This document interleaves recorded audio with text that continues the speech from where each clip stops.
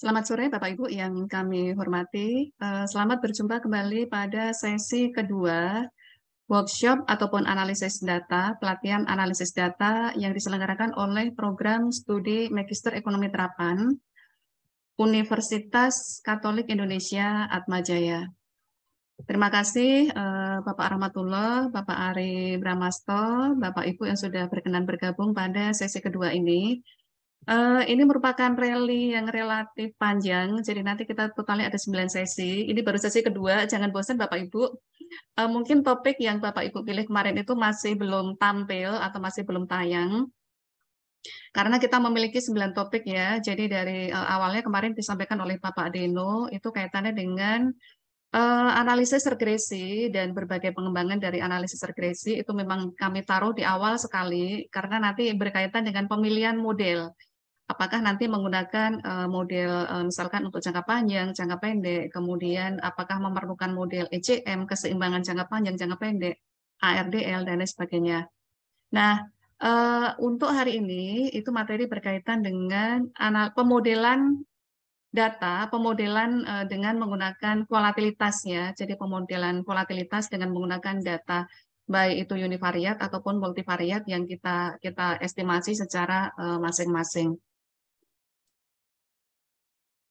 Nah, kemudian kita masih memiliki beberapa sesi yang tentunya juga sangat menarik untuk minggu depan itu kaitannya dengan pemodelan univariat juga, masih menggunakan pemodelan univariat itu satu variabel yang kita bisa mengenerate dengan beberapa variabel turunannya, apakah itu dengan menggunakan volatilitasnya ataukah menggunakan returnnya.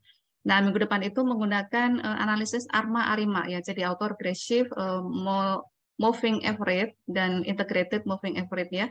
Kemudian berikutnya baru menggunakan data panel, kemudian ada regresi probability logit ya, jadi ada probit logit untuk regresi yang Y-nya itu merupakan data kategori. Kemudian ada analisis dengan vector autoregression menggunakan VAR ya, juga nanti pengembangannya apakah menggunakan VecM, SVAR, kemudian ada VAR-X atau panel VAR ya, itu pengembangan data itu sekarang ini udah canggih banget. Sampai kemudian nanti penggunaan software R Studio untuk berbagai analisis ya, cuma nanti softwarenya berbeda yang akan disampaikan oleh Bapak Stanislaus. Kemudian untuk PET analysis itu di sesi ke-8. Kemudian sesi ke-9-nya itu berkaitan dengan topik-topik riset kaitannya dengan enterprise risk management dan business ethic. Nah, kita reelingnya panjang Bapak Ibu, jadi apa tuh Bapak Ibu yang mau mengikuti keseluruhan sesi ya kami bersyukur sekali kalaupun nanti mengikuti sesuai dengan pilihan topik yang Bapak Ibu sesuai dengan riset Bapak Ibu yang monggo silahkan.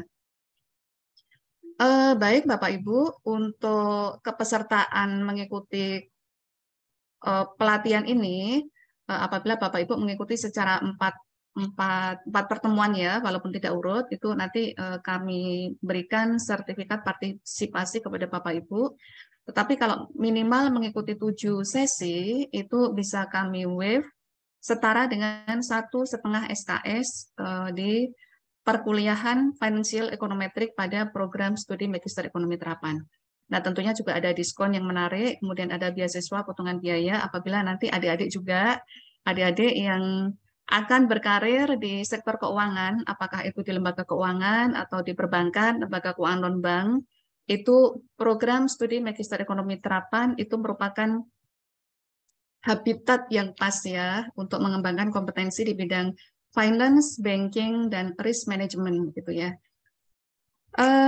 Baik Bapak Ibu, ini karena sudah masuk waktu untuk kita memulai kegiatan, mohon izin untuk sesi kedua hari ini saya akan membawakan materi dengan topik pemodelan data dengan menggunakan volatilitas data itu sendiri gitu ya. Mohon izin untuk share screen.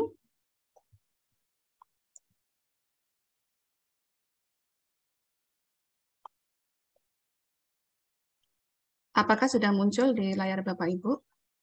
Sudah, Ibu. Oke, baik. Terima kasih Mas Hansu.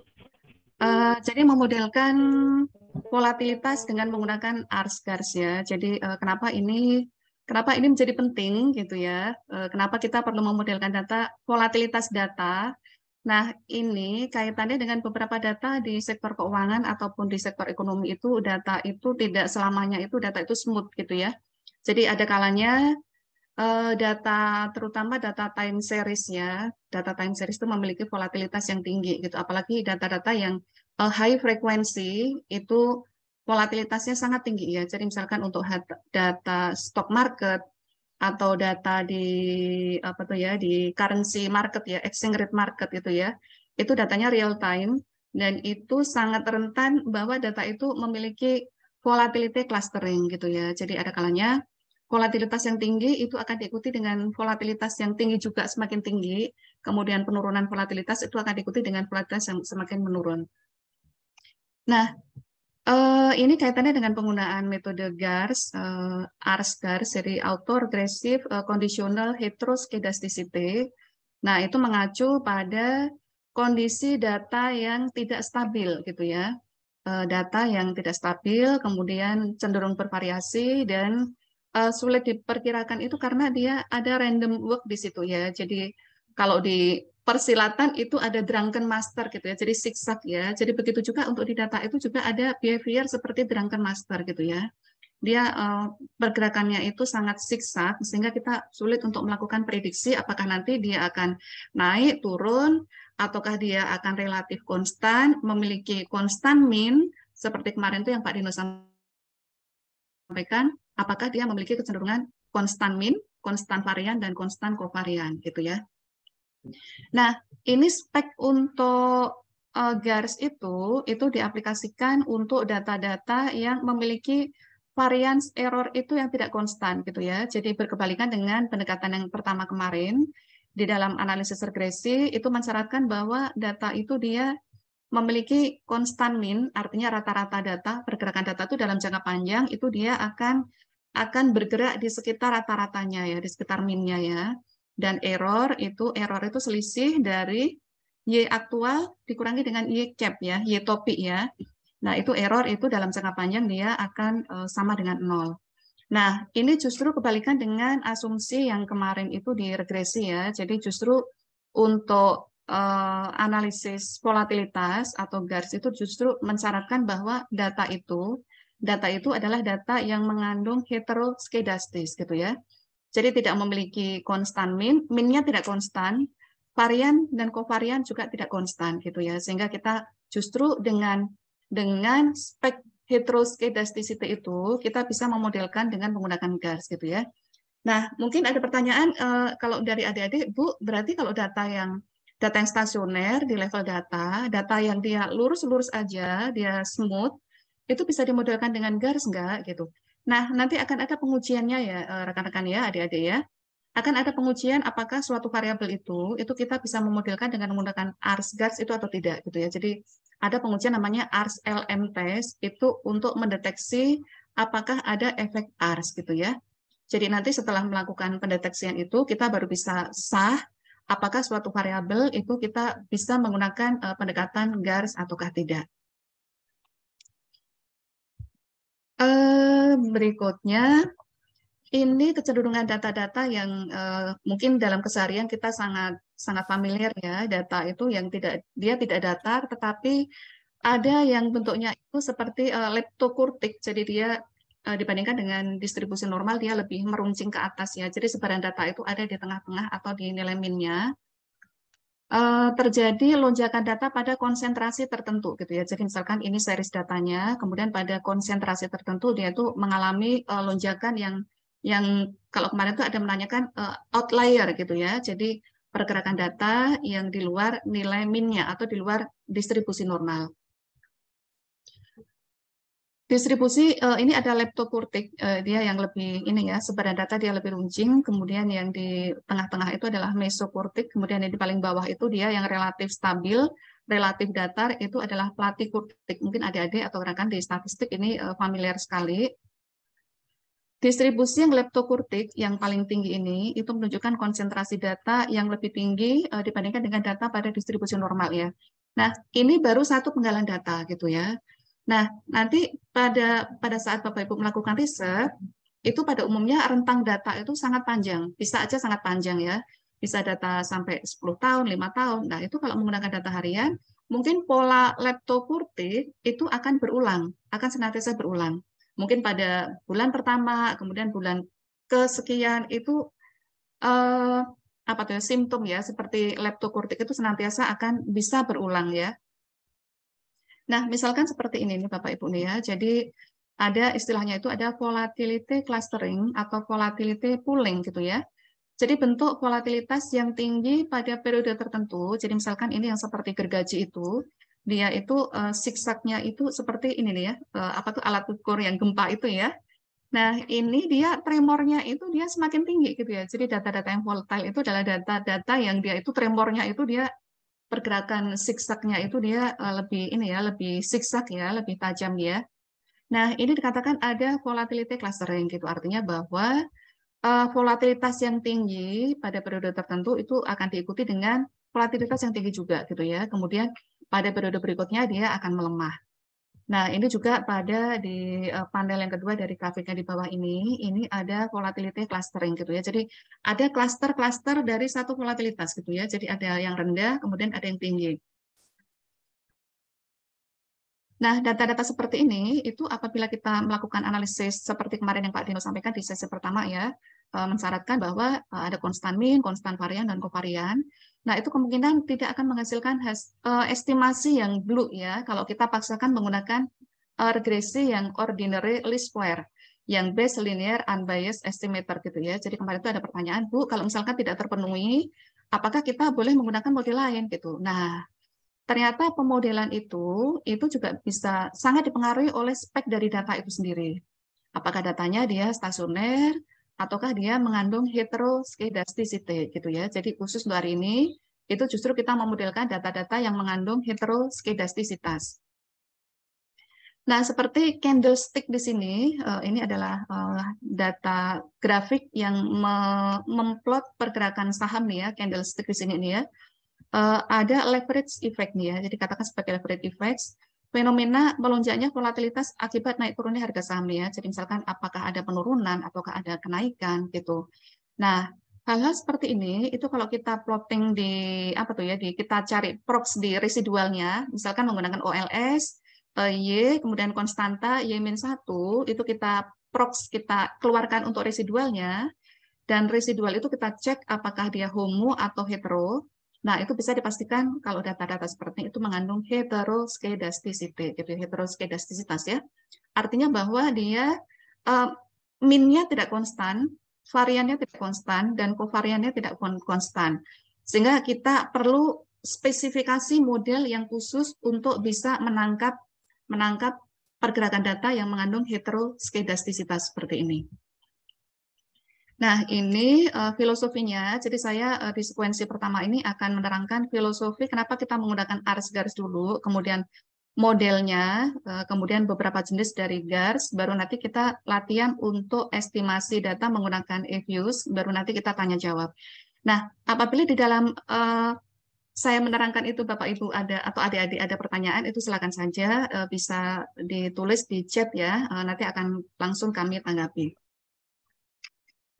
Nah, ini intuisinya atau filosofinya kenapa kita tidak, kenapa di dalam metode OLS itu kan harus memenuhi teorema Gauss-Markov ya. Jadi kenapa kita menggunakan GARS ya? Karena alasan pertama itu kita tidak bisa menggunakan metode OLS apabila data itu mengandung heteroskedasticity gitu ya. Karena asumsi-asumsi di dalam OLS itu kan dia harus data itu dia memiliki asumsi normalitas ya. Jadi error itu dia terdistribusi normal, tidak mengandung autokorelasi, no auto, no multicall, dan no hetero ya. Jadi data harus homoskedastis, kemudian tidak ada multicall, tidak ada autokorelasi. Nah, sementara di dalam prakteknya, di dalam kenyataannya banyak data-data itu yang mengandung ketiga ini nih. Kemungkinan ada autokorelasi atau ada heteroskedasticity gitu. Nah, sehingga metode OLS itu tidak bisa dipergunakan. Nah, ini masih masih intuisi ya, intuisi kenapa kita menggunakan ARS-GARS ini ya gitu.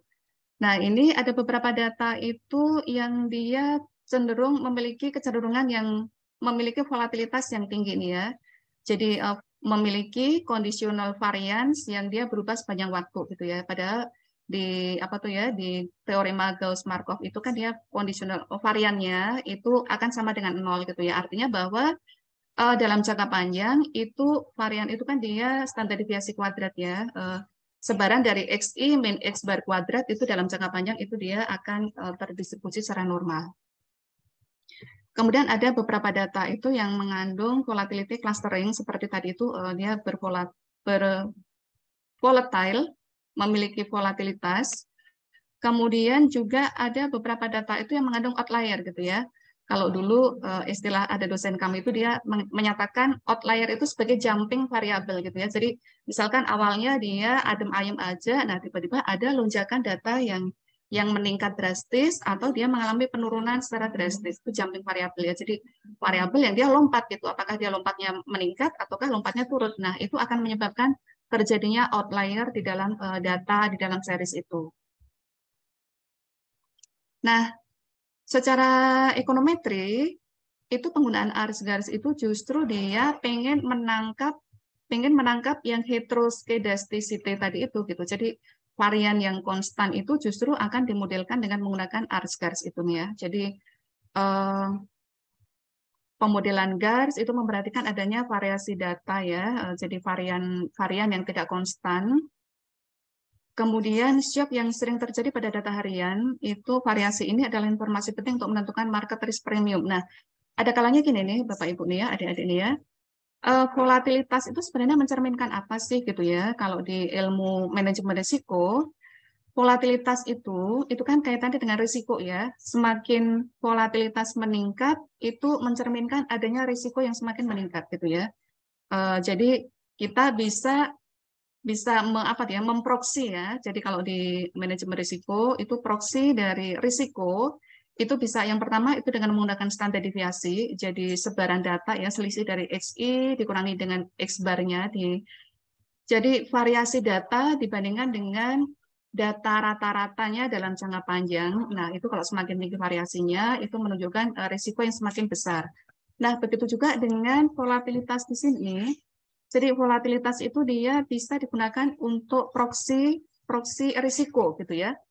Jadi semakin dia volatilitasnya meningkat itu menunjukkan katakanlah itu data pasar ya, data market ya, menunjukkan market risk yang semakin meningkat seperti itu.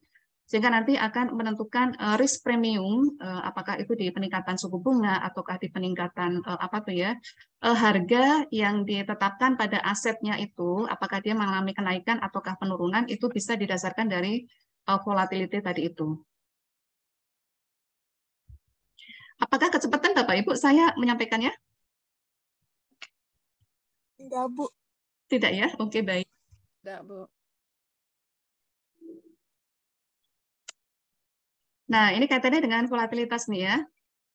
Pemodelan dengan menggunakan GARS, ada suatu periode dia volatilitasnya itu tinggi, kemudian ada periode berikutnya, periode yang lain itu volatilitasnya sangat rendah nih ya. Tadi ada clustering tadi itu nih ya.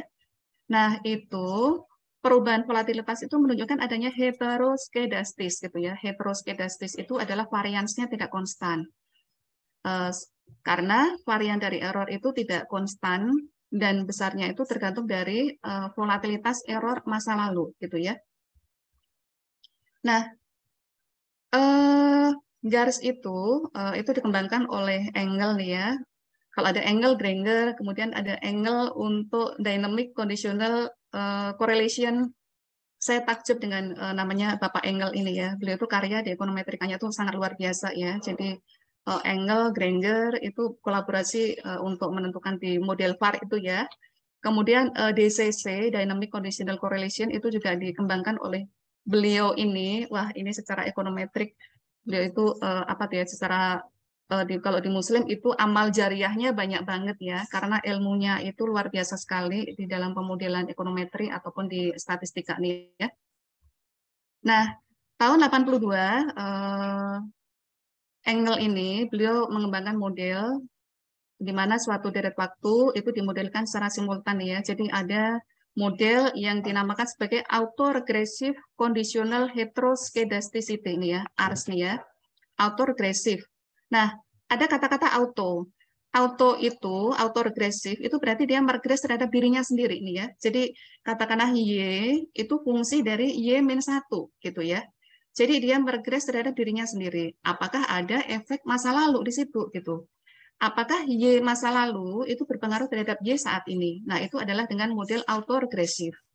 Nah, kemudian conditional heteroskedasticity itu adalah untuk menangkap heteroskedastisitas tadi gitu. Jadi data-data yang memang dia tidak homoskedastis gitu.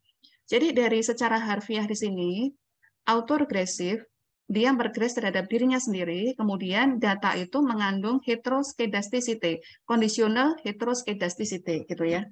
Nah, ini ada dua persamaan ya. Nah, nanti Bapak Ibu kita akan praktek di EViews. Jadi ada persamaan. Nanti kalau di outputnya itu ada dua bagian ya. Jadi di blok atas itu kita menyebutnya sebagai mean equation. Mean equation itu seperti persamaan jangka panjang yang kita estimasi dengan menggunakan OLS seperti kemarin itu. Jadi ada mean equation, kemudian model GARS-nya atau ARS-nya itu ada di varian equation, nanti ada di blok kedua, gitu ya. Jadi ini persamaan pertama, YT, ini adalah fungsi dari variabel ditambah errornya. Ini adalah mean equation, di mana error itu akan terdistribusi normal. Nah, kemudian persamaan yang kedua, ini adalah varian equation ya. Jadi ini adalah merupakan persamaan ARS-nya dengan simbol ini ya, HT ini ya. Jadi ini merupakan varian equation alfa 0, kemudian alfa 1, error kuadrat, error T-1 kuadrat gitu ya. Jadi bukan variabel itu sendiri, tetapi dipengaruhi oleh errornya. Jadi kalau misalkan dari persamaan jangka panjang itu dikeluarkan errornya itu apa ya bahasanya ya? Ada kalau di estimasi itu ada istilah yang prox itu ya. Prox itu kita bisa make residual series. Nah, residual series kemudian kita juga bisa membuat make variant series. Nah, yang ada di dalam varian equation ini adalah residual dari persamaan jangka panjang gitu ya. Jadi residual itu sebenarnya kan dia selisih antara Y aktual dikurangi dengan Y topi. Jadi ada Y cap yang kemarin Pak Juno terangkan itu ya, itu ada di residualnya. Nah, residual itu digunakan untuk membentuk di varian equation itu gitu. Jadi residual min 1 itu dikuadratkan. Nah, ini ada, jadi di dalam ARS itu ada dua ini nih ya. Jadi ada mean equation, kemudian ada varian equation. Nah, ini saya tuliskan lagi di persamaan yang pertama di sini. Error pada mean equation dari persamaan yang pertama menunjukkan deviasi Y dari expected value-nya gitu ya. Jadi kalau Y cap itu kan Y expected ya. Jadi Y topi itu juga kita menyebutnya Y expected gitu ya. Jadi apabila semua X itu disubstitusikan ke nilai Y, itu akan diperoleh nilai Y expected gitu ya. Jadi error ini merupakan deviasi antara Y aktualnya dibandingkan dengan Y estimate atau Y expected-nya itu tadi. Nah, kemudian di varian equation di persamaan kedua ini, memodelkan HT itu sebagai fungsi dari konstan termnya, jadi ini adalah konstantanya itu di alfa 0, kemudian lag dari error kuadrat. Jadi error dikuadratkan itu lag-nya lag min 1 nih ya, ini sebagai persamaan untuk varian equation. Nah, kemudian ada kalanya ada idiosyncratic error, ada idiosyncratic shock ya. Nah, itu sebenarnya diperolehnya dari mana itu? Dari error gitu ya. Jadi error di sini itu dalam konteks apa tuh ya? Dalam konteks pemodelan itu bisa dikaitkan dengan adanya shock ya. Shock itu bisa sebagai news, berita, apakah itu sebagai good news ataukah sebagai bad news gitu ya. Nanti kaitannya dengan asymmetric GARS ya. Jadi nanti ada symmetric GARS, kemudian ada asymmetric GARS gitu. Nah, itu error itu sebagai shock. Shock yang menandakan dia itu adanya news ya, apakah dia sebagai good news ataukah sebagai bad news gitu.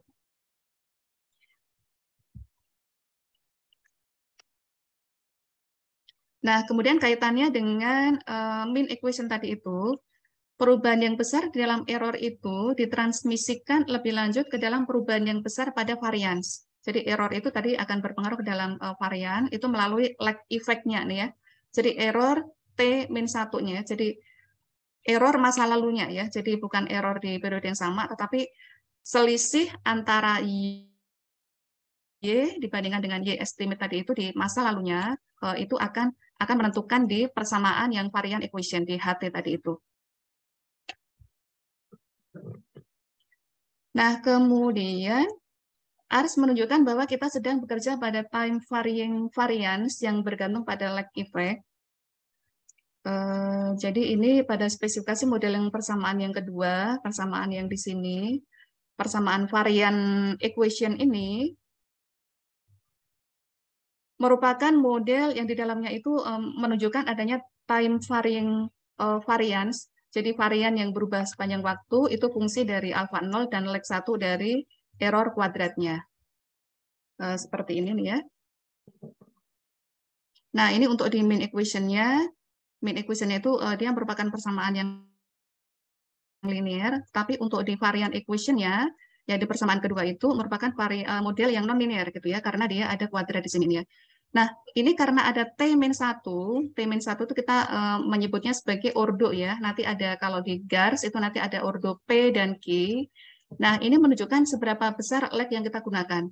Nah, nanti ada pengujiannya untuk menentukan apakah dia kombinasinya itu misalkan R1, GAR1, GAR11, atau GAR12. Nah, itu merupakan ada ordo yang perlu kita cek untuk menentukan lag yang optimal ya, lag yang optimal untuk menentukan seberapa besar T min berapa, itu yang paling optimal mempengaruhi varian di sini gitu. Nah, kemudian model ARS itu dapat diperluas lagi dengan menggunakan lag lebih dari satu nih ya. Jadi dia ordonya Q. Jadi nanti Bapak Ibu di dalam pemodelan itu bisa kita coba-coba ya. Nanti kita lebih jelasnya nanti di dalam praktek. Apakah misalkan di literatur itu kan sering ada GAR11, GAR12, GAR21 dan seterusnya. Nah, itu sebenarnya menunjukkan seberapa besar lag yang kita gunakan ya. Sejauh mana periode masa lalu itu kita gunakan di dalam pemodelan. Katakanlah ini RSQ-nya 2, berarti dia T-2. Error kuadrat T-2, artinya kita menggunakan error 2 periode yang lalu, gitu ya. 1 periode lalu, 2 periode lalu, tergantung dari ordo Q yang akan kita gunakan. Nah, nanti ada pengecekannya untuk ordo optimalnya, itu kita kombinasinya apakah 1-1, 1-2, gitu. Nah, tetapi kemarin itu sebenarnya ada apa tuh ya, rule of thumb ya, dari satu literatur itu menyatakan bahwa dari sekian ribu eksperimen, jadi ada saya lupa itu nama penulisnya ya, jadi ada eksperimen yang menyatakan bahwa dari sekian ribu eksperimen dari kombinasi GARS itu 11, 12, 13, 21, 22, 23, 31 dan seterusnya itu ternyata garis yang paling optimal itu adalah GAR11 gitu ya. Jadi ordonya itu, ordo ARS-nya itu efek masa lalunya itu adalah 1, kemudian GARS-nya itu nanti akan 1. Nanti tapi belum sampai di GARS nih ya. Jadi ini menunjukkan adanya ordo. Nah, kemudian tadi itu Engel tahun 82 itu ini ada namanya Boler-Slev tahun 86 ya. Jadi 4 tahun berselang itu menunjukkan mengembangkan model ARS yang memasukkan unsur residu periode lalu dan varian residualnya. Jadi kalau tadi itu kan cuma menunjukkan memasukkan adanya error masa lalu nih ya. Jadi kalau ini ditambahkan lagi error masa lalu ditambah varian residual itu di dalam model. Nah, kemudian model yang memasukkan ada dua suku itu ya. Jadi ada suku ARS-nya, ada suku GARS-nya, itu dikatakan sebagai model Generalized Autoregressive Conditional Heteroskedasticity. Ini model GARS-nya. Jadi di dalam bedanya apa nih Bu model ARS dan GARS Bu gitu ya. Jadi nanti rekan-rekan bisa membedakan di dalam equation-nya. Nah, di sini nih kalau tadi itu kita di dalam model ARS itu di conditional variannya itu dia cuma sampai error kuadrat T-1 ini ya. Jadi sampai alfa di sini aja. Jadi kalau alfa ini dia itu menunjukkan persamaan ARS-nya di sini ya. Jadi lag masa lalu, lag error masa lalu itu ada di ars-nya di sini ini ya, di error kuadrat T-1. Nah, kemudian suku yang terakhir di sini ada beta, kemudian varian T-1. Ini adalah suku yang menunjukkan adanya garis di sini ini ya. Jadi ada efek masa lalunya, kemudian ada varian residual di sini ini ya. Jadi ada dua suku yang membedakan antara ars dan gars. Nah, ini adalah persamaan garisnya. Bapak Ibu nanti bisa cermati, nanti akan saya share untuk PowerPoint-nya di sini nih ya. Jadi kalau tadi itu untuk persamaan ars itu cuma di dalam HT tadi itu kan ada alfa, kemudian alfa 0, kemudian alfa 1, error kuadrat T-1. Nah, cukup di sini untuk yang ars. Nah, tetapi untuk yang gars itu dia menambahkan ada parameter beta di sini nih ya. Jadi di dalam persamaan gars itu terdapat beberapa unsur nih ya, ada 3 unsur. Yang pertama itu adalah rata-rata conditional variance. Ini ada apa sih namanya kok saya lupa nih ya, simbolnya ini nih ya. Kemudian suku yang kedua itu untuk forecast varian yang akan datang itu ada di parameter beta di sini. Parameter beta ini dia untuk forecast varian yang akan datang berdasarkan dari masa lalunya gitu ya, berdasarkan varian masa lalu. Ini adalah di parameter beta. Nah, kemudian untuk yang errornya ini itu menandakan adanya informasi masa lalu gitu ya. Jadi sebenarnya di dalam persamaan garis itu ada informasi masa lalu itu yang tercapture di dalam error kuadrat T-1 ini. Kemudian ada forecast varian yang akan datang itu ada di persamaan betanya di sini ya. Ada parameter betanya di sini ya. Parameter beta. Nanti akan lebih jelasnya di dalam kita simulasi di EViews-nya ya. Jadi nanti kebayang Bapak Ibu yang mean equation yang mana, kemudian yang variant equation yang mana, yang ars-nya mana, yang garisnya mana gitu. Nah, ini unsur ars-nya ars itu yang error kuadrat T-1 ini tadi, lag dari error itu dia menunjukkan adanya informasi volatilitas masa lalu gitu ya. Jadi kalau kita balik lagi ke sini, jadi di dalam garis itu dia informasi yang ada di garis itu adalah bahwa varian suatu variabel, volatilitas suatu variabel itu ditentukan oleh adanya informasi masa lalu. Volatilitas masa lalu yang ada di parameter alfa ini itu menunjukkan informasi volatilitas masa lalu. Kemudian untuk parameter beta itu dia menunjukkan adanya forecast varian yang akan datang gitu ya. Jadi kalau kita dikaitkan ke RATEC ya, rational expectation itu menggunakan informasi baik itu masa lalu, kemudian masa yang akan datang juga gitu ya. Ini tercapture di dalam error masa lalu dan untuk forecast varian yang akan datang. Nah, kemudian kalau kemarin Pak Dino menjelaskan adanya speed of adjustment. Nah, begitu juga ada di garis di sini. Itu kalau alfa dan beta, penjumlahan alfa dan beta itu kurang dari 1, itu dia model itu dikatakan dia model speed of adjustment-nya dia cepat, tetapi dia model itu masih stabil gitu ya.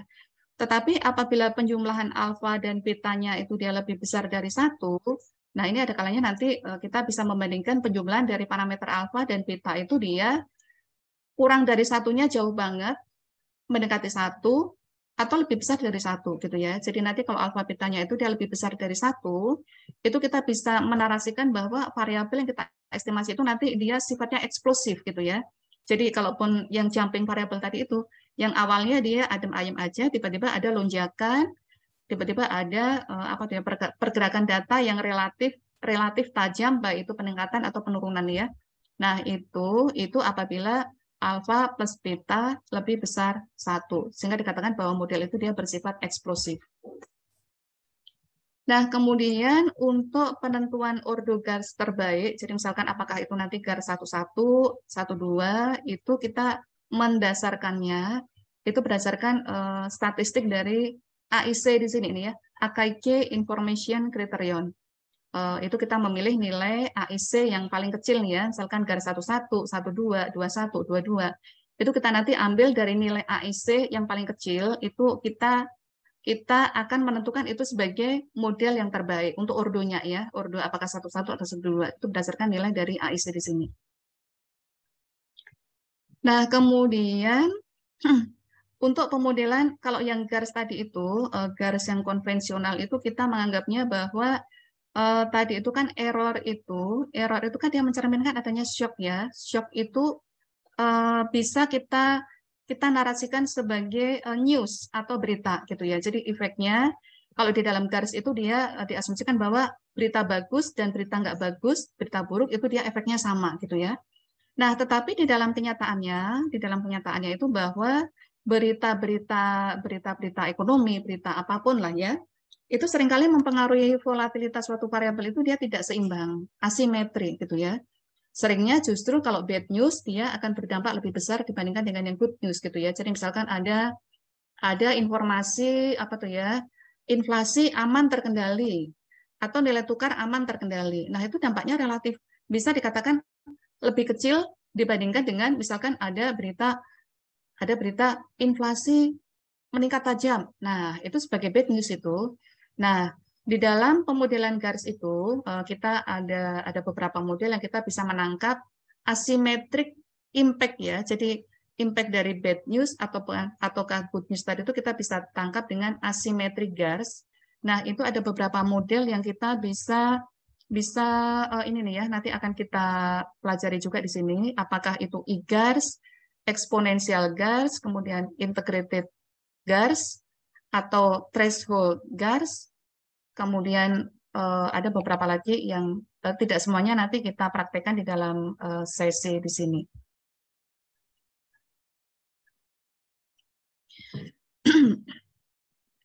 Nah, untuk melihat efek apakah suatu data itu dia berfluktuasi atau enggak, apakah ada volatilitas atau enggak. Nah, ini ada beberapa pengujian yang bisa kita lakukan ya. Yang pertama, yang paling mudah sekali itu kita melakukan plotting graph.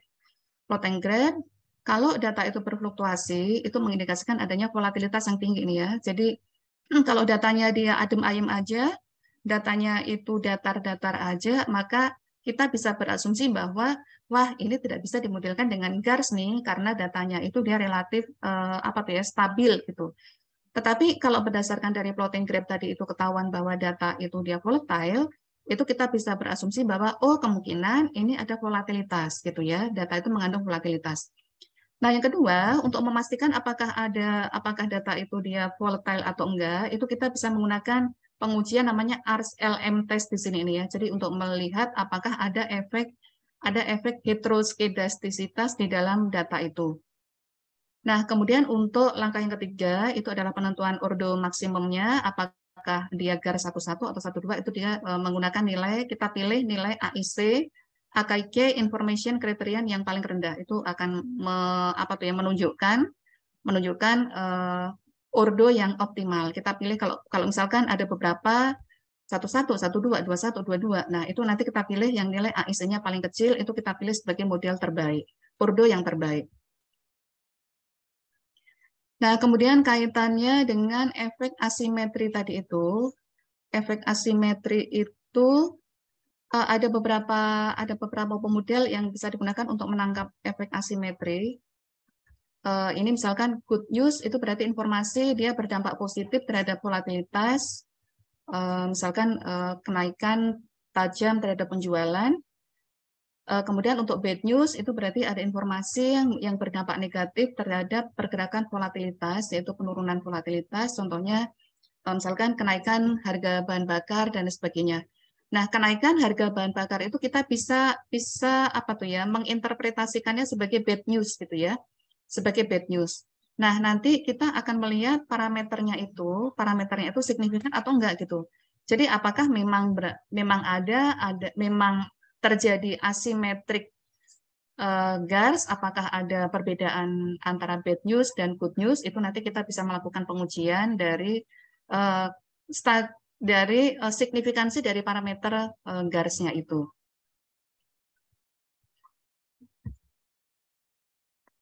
Nah, yang pertama itu pengembangan dari GARS itu adalah eksponensial GARS, ya, jadi e-GARS nih ya. Nanti mungkin Pak Sten bisa menambahkan, beliau itu juga ahli di bidang pengembangan dari GARS ini. Eksponensial GARS itu mendeteksi adanya pengaruh asimetri pada volatilitas. Ini ada beberapa langkahnya nih ya. Nanti coba ini langkah-langkah menentukan IGAR, stasionaritas data. Oh, ini langkahnya sama. Jadi yang pertama itu rekan-rekan, Bapak Ibu, adik-adik bisa menggunakan IGAR. Nanti perbedaannya ada di kliknya sama interpretasinya. Kemudian, nah ini model IGARS-nya. Saya tidak akan membahas untuk persamaannya. Nanti kita langsung kita praktekkan aja. Nah, yang kedua ada integrated GARS ya. Kalau tadi itu eksponensial, eksponensial berarti itu errornya itu dikuadratkan di sini ini ya. Jadi dia IGARS-nya itu dia menggunakan logaritma natural dari variansnya di sini. Berbeda di ini ya, di pemodelannya nih ya. Nah, kemudian kalau IGARS itu dia mensyaratkan bahwa alfa dan beta tadi itu jadi parameter untuk ars garisnya itu dia direstriksi nih ya. Direstriksi harus sama dengan 1 gitu ya. Jadi dia IGARS-nya itu integrated GARS itu berkaitan dengan ordo integrasi yang tidak sama. Jadi kalau kemarin itu kita membahas stationarity, misalkan satu variabel dia stasioner di first difference, satu variabelnya lagi dia stasioner di second difference. Nah, itu kita bisa memodelkannya dengan menggunakan IGARS di sini ya. Jadi perpaduan dari data-data yang tidak stasioner tetapi memiliki degree dari stationarity yang berbeda-beda. Itu kita bisa memodelkannya dengan menggunakan IGARS. Nah, bedanya dengan yang eksponensial tadi itu, untuk yang IGARS itu kita ada restriksi bahwa alfa dan beta itu harus sama dengan 1. Nah, itu juga berkaitan dengan hubungan jangka panjang ya, keseimbangan jangka panjang. Kalau kemarin itu ada ECM dan ada kointegrasi. Nah, ini juga berkaitan dengan kointegrasi bahwa nanti di antara variabel-variabel yang tersusun di dalam dengan menggunakan IGARS itu, apakah dia ada kointegrasi di dalam jangka panjang ataukah tidak. Misalkan untuk mata uang gitu ya, mata uang misalkan antara euro dengan dolar, rupiah dengan dolar. Nah, itu volatilitasnya itu apakah ada keseimbangan jangka panjang gitu. Artinya bahwa kalau dolar bergerak, apakah juga rupiah bergerak? Apakah juga euro bergerak? Nah, itu nanti kita bisa melakukan pendeteksiannya dengan menggunakan IGARS di situ untuk sekaligus melihat apakah terjadi co-integrated di dalam jangka panjang.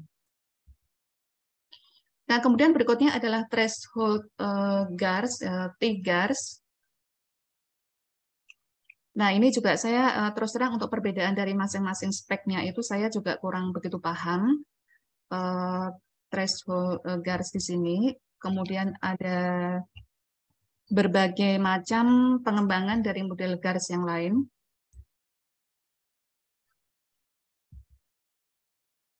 Mungkin nanti Pak Sten bisa menambahkan untuk di model GARS secara teoretiknya nih Pak Sten ya.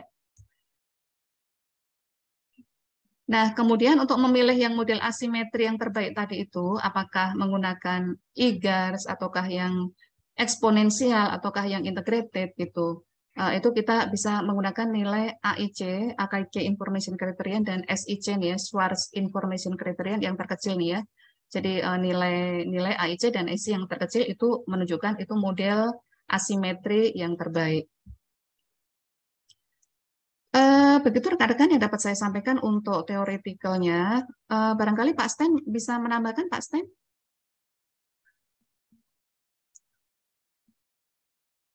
Apakah Pak Sten masih...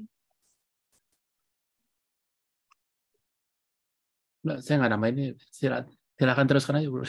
Oh, oke, baik.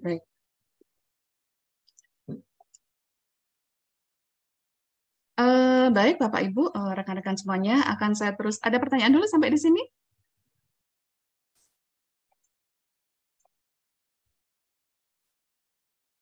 Tidak ada? Sementara belum ada?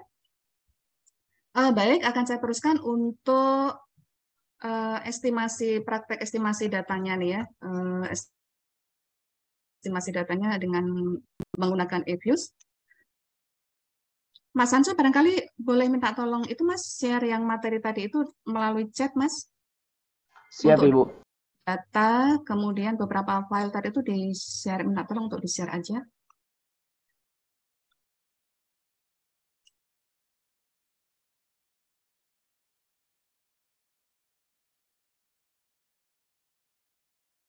Nah, Bapak Ibu, kita memiliki beberapa data yang akan kita gunakan untuk estimasi volatilitas nih ya. Jadi ini saya memiliki data stok indeks, jadi stok indeks Indonesia, kemudian ada beberapa data nilai tukar nih ya, exchange rate, Indonesia, Malaysia, Singapura, Thailand, Filipina, kemudian ada data suku bunga nih ya, suku bunga di money market, Indonesia, Malaysia, Singapura, Thailand, Filipina ya. Jadi kita akan memodelkan dengan menggunakan garis tadi itu ya.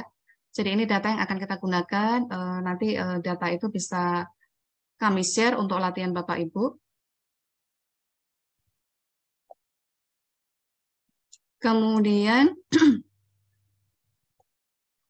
saya akan coba untuk menggunakan eViews dari awal. Jadi kita memiliki datanya itu merupakan data monthly, data bulanan dari tahun 2000 Januari sampai dengan 2017 Maret. 2017 bulan Maret ya. Jadi saya akan membuat file untuk di eViews-nya. File new work file. Datanya adalah data monthly, data bulanan. Start date-nya adalah tahun 2000 M01. End date-nya adalah 2017 M03. Nah, seperti ini Bapak Ibu ya. Jadi kita akan meng-create box file-nya terlebih dahulu. Nah, setelah itu kita sebentar ketutupan.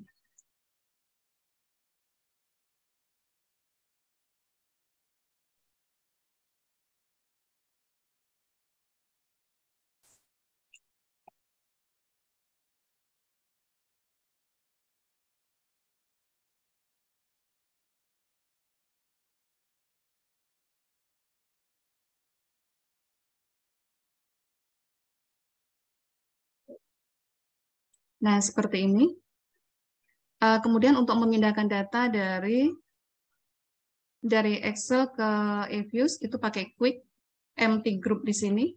Nah, itu Bapak Ibu bisa memindahkan data dari Excel ke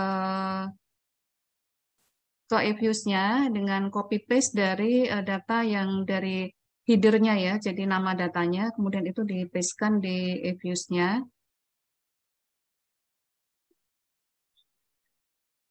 Sebentar, ini saya lagi di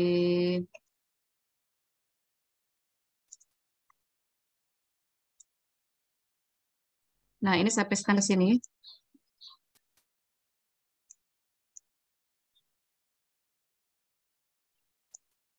Sebentar, layarnya sebagian ketutupan nih, sebentar. Gimana ya?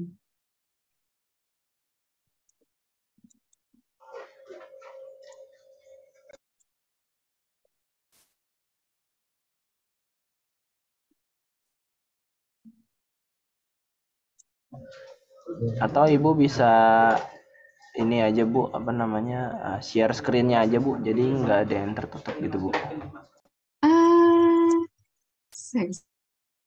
Share ulang tapi pilihnya yang screen Bu. Screen ya. Sebentar, saya pindahin dulu deh ini. Nah, saya pindah-pindahkan aja yang apa tuh namanya ya, ikonnya itu ya. Nah, ini udah masuk semua untuk datanya. Nah, ini Bapak Ibu, kita memiliki data yang akan kita analisis nih ya. Jadi ada nilai tukar dan stok indeks nih ya. Jadi misalkan gini nih, misalkan dari data stok indeks ini, dari data stok indeks itu kita akan melakukan analisis apakah data ini dia bisa kita lakukan estimasi dengan menggunakan GARS gitu ya. Jadi pertama kali tadi itu kan view graph dulu untuk melihat sebaran data. Jadi view graph. Nah, seperti ini.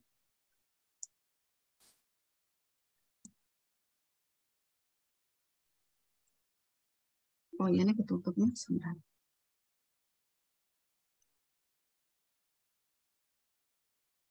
Nah, kalau misalkan data seperti ini, itu kemungkinan ini data itu memiliki tren ya, memiliki tren. Nah, volatilitasnya itu perlu kita uji lagi, apakah data ini dia memiliki volatilitas ataukah tidak. Nah, kemudian coba kalau misalkan dari nilai tukar nih ya, nilai tukar Indonesia itu, atau mungkin di sekalian saya blok beberapa mata uang nih ya, untuk nilai tukar itu apakah dia ada volatility clustering nih ya, jadi view graph, kemudian multiple graph. Nah, seperti ini nih Bapak Ibu nih ya. Nah, ini kayaknya datanya salah nih ya, untuk exchange rate Filipina, Singapura. Nah, untuk nilai tukar Indonesia itu juga ini kita bisa menduga bahwa data-data ini dia mengandung volatilitas gitu ya. Tetapi kita tetap harus mengecek untuk ada tidaknya volatilitas di dalam misalkan ini nilai tukar ataukah di stock index tadi itu. Nah, ini saya akan menggunakan untuk latihan ini, latihan pada sore ini saya akan menggunakan data yang stock index di sini ya, SI ini. Jadi dari data stock index itu sebenarnya kita bisa mengenerate beberapa data dari stock index itu sendiri gitu ya. Yang pertama, sebenarnya kita bisa mengenerate return dari stock index itu ya. Jadi return dari stoknya, stock return ya. Bisa kita generate stock return-nya. Kemudian yang kedua itu kita juga bisa mengenerate volatilitasnya ya, volatilitas dari return itu sendiri gitu ya. Nah, coba untuk yang pertama ini kita akan coba mengenerate volatilitas dari stock index nih ya. Jadi ini view spreadsheet dulu seperti ini. Ini adalah data aslinya.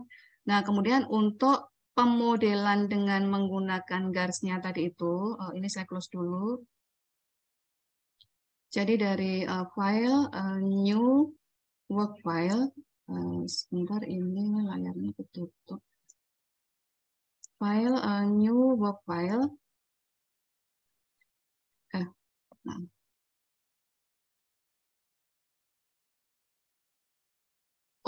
New object equation. Nah, saya kok agak ketutup nih. New object equation ya. Jadi misalkan saya ingin melihat dari stock index nih ya. Stock index. Nah, ini sebentar ini saya rename aja biar lebih ini ya, lebih singkat namanya nih ya. Stock index.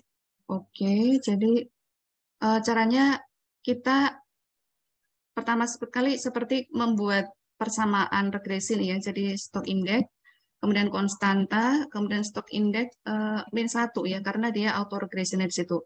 Nah, kemudian metodenya adalah dengan menggunakan yang ARS di sini nih ya, ARS garis di sini. Nah, ini sementara kita default dulu satu-satu di sini metodenya.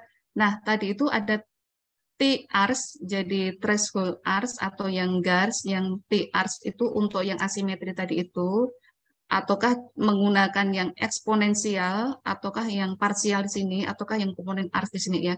Jadi untuk yang tahap awal itu kita menggunakan yang GARS, yang simple GARS ya, simple GARS seperti ini. Nah, ini metodenya adalah ARS, kita klik OK. Jadi kalau tadi itu ada istilahnya ada mean equation. Mean equation-nya itu adalah yang ada di tengah di sini Bapak Ibu ya. Jadi ini adalah mean equation. Jadi ada konstanta, kemudian ada stock index -1 nih ya. Jadi dia auto regression ya. Jadi stock index dipengaruhi oleh stock index -1. Nah, kemudian yang kedua di sini itu ada tadi di persamaan yang di theoretical tadi itu ada persamaan garisnya nih ya. Jadi ini receipt ini adalah error kuadrat -1. Error kuadrat -1 tadi itu yang menunjukkan dia ada pengaruh lag masa lalu. Lag kuadrat error kuadrat masa lalu nih ya. Jadi error kuadrat masa lalu ini menunjukkan adanya informasi masa lalu. Nah, kemudian yang garis 1 ini, garis 1 itu dia menunjukkan forecast varian yang akan datang nih ya. Nah, jadi ini sebenarnya udah menunjukkan persamaan garis gitu. Garis 1-1. Jadi ini receipt ini menunjukkan ARS-nya.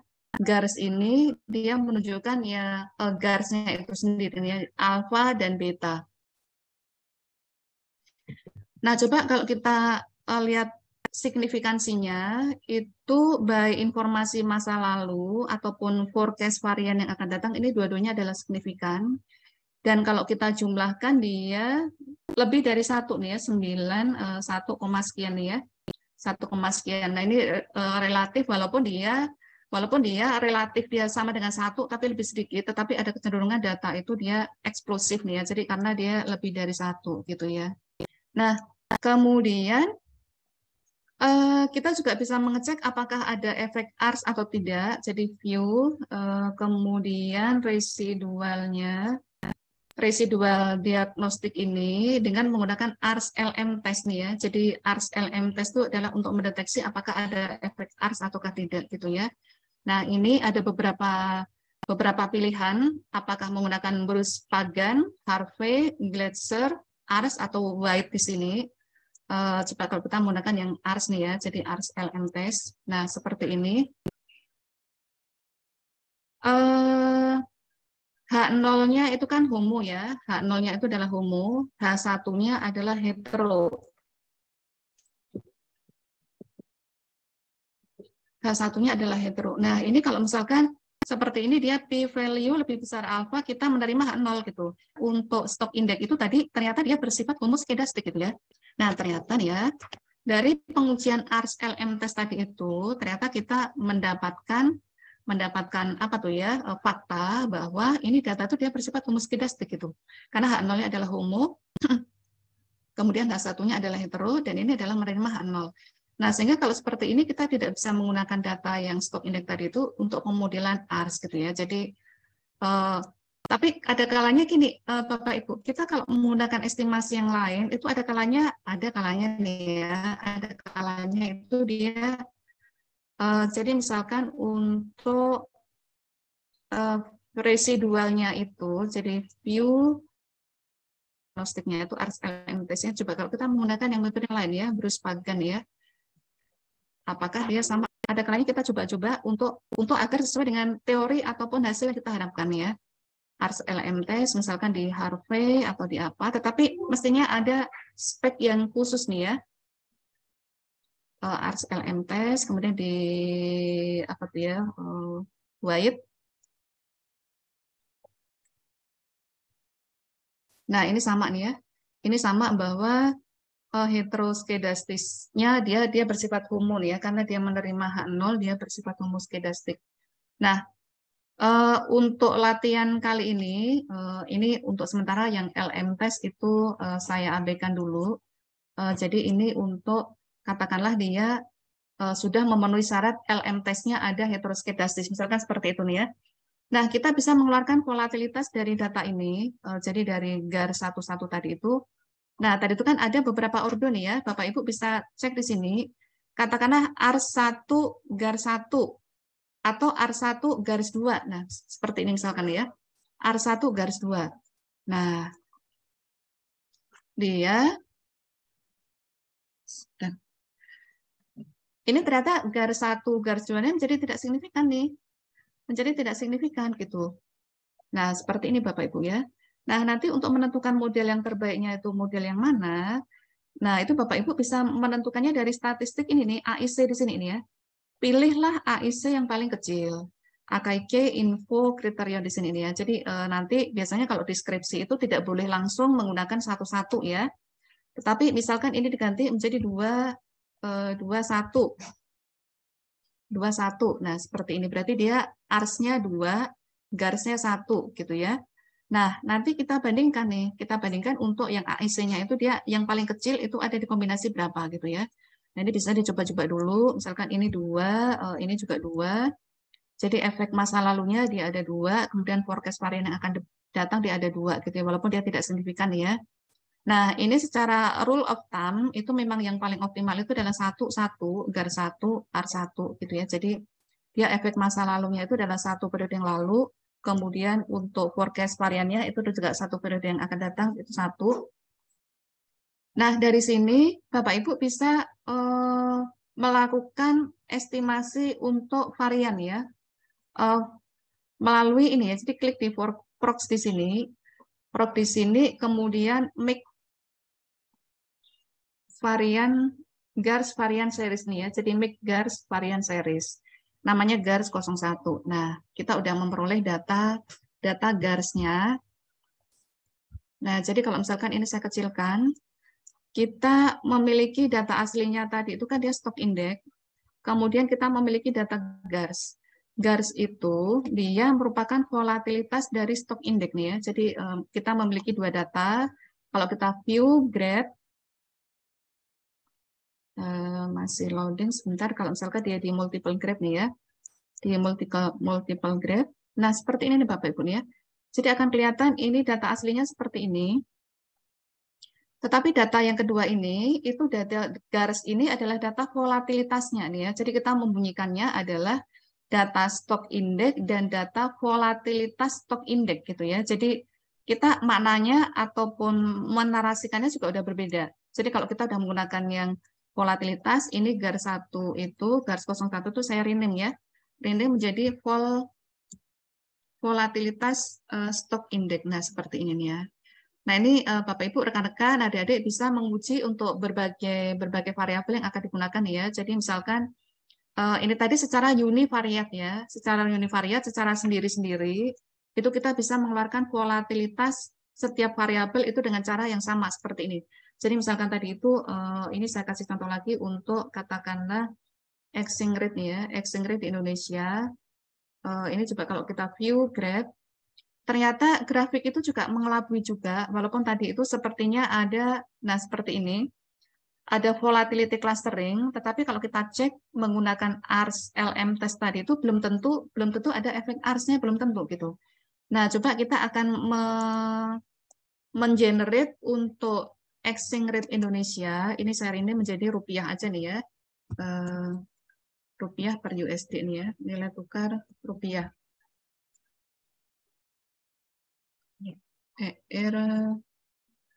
Nah gini aja deh, exchange rate Indonesia deh. Nah seperti ini. Caranya sama untuk mengeluarkan volatilitasnya. Jadi objek, new object, equation, variabelnya adalah exchange rate Indonesia, kemudian konstanta, exchange rate Indonesia min 1. Karena dia auto regression ya, sama ada lag-nya di sini. Metodenya Bapak Ibu pilih yang ARS. Ini defaultnya 1-1. Lainnya adalah tidak usah diubah-ubah. Klik OK. Sebentar untuk yang equation sebelumnya itu masih ada di sini.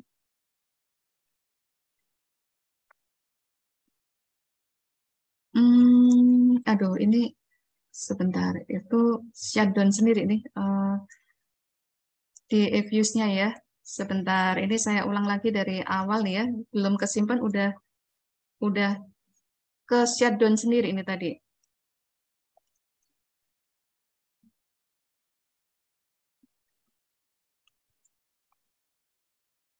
Mohon maaf Bapak Ibu, ini saya ngulang lagi dari, nah sebentar. Saya buka tapi file yang berbeda ini tidak apa-apa ya.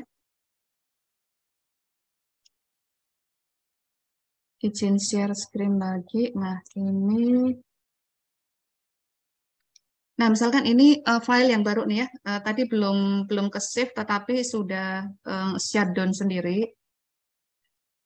Mana ketahuan bahwa kalau saya tidak menggunakan software yang ini nih ya, yang ori nih ya.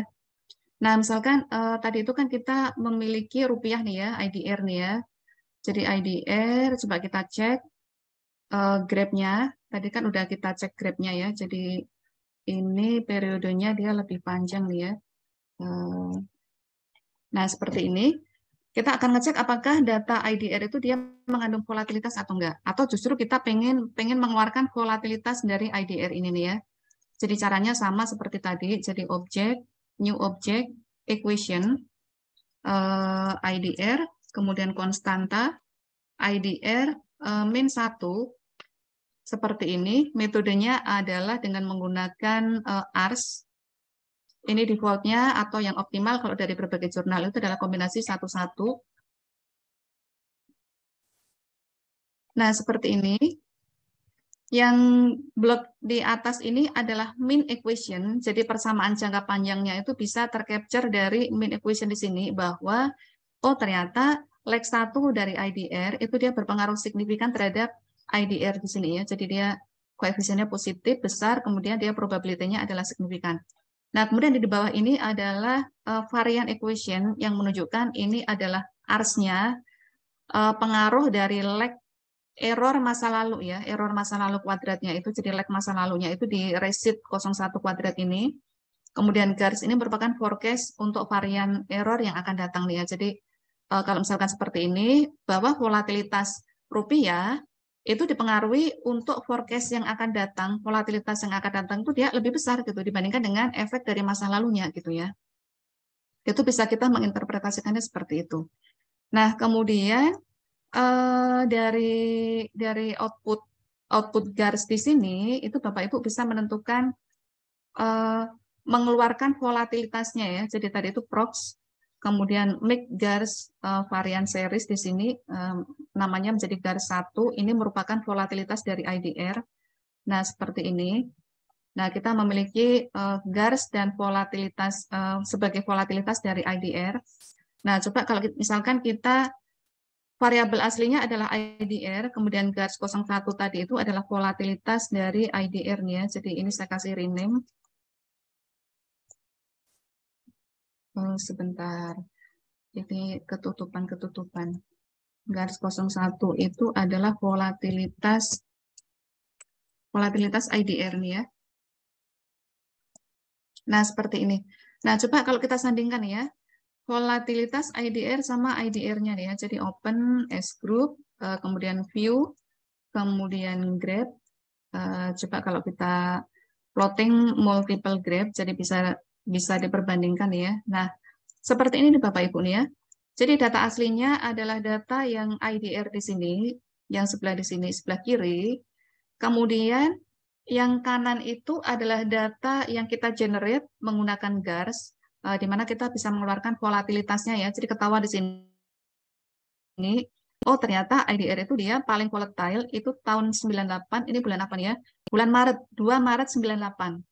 Maret 98 itu menunjukkan volatilitas IDR yang paling tinggi ini ya. Nah, kemudian setelah 98 bulan apa nih ya? Bulan 98 Oktober nih ya.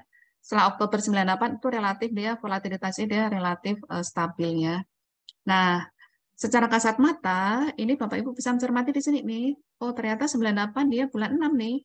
Bulan 6 dia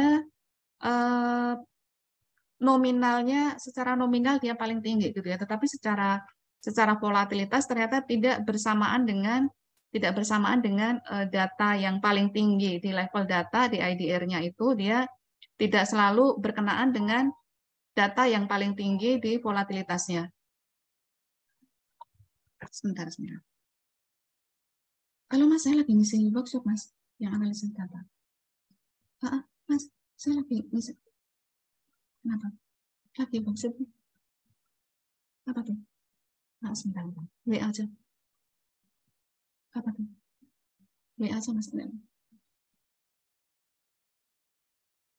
Oh iya, nggak apa-apa Mas. Ini lagi ngisi workshop nih, lagi online. Oke, terima kasih.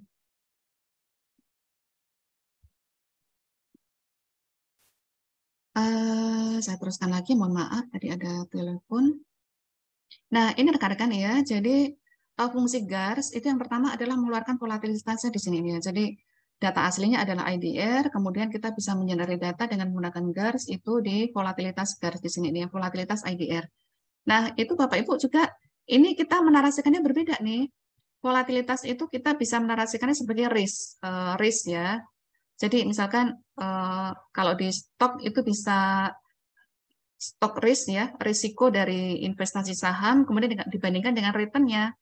Jadi kalau misalkan dari harga saham, oh ini tidak ada data saham ya. Jadi mengeluarkan risiko dari satu variabel itu bisa dengan menggunakan proxy volatilitasnya gitu ya Bapak Ibu ya. Nah, sampai di sini ada yang mau ditanyakan?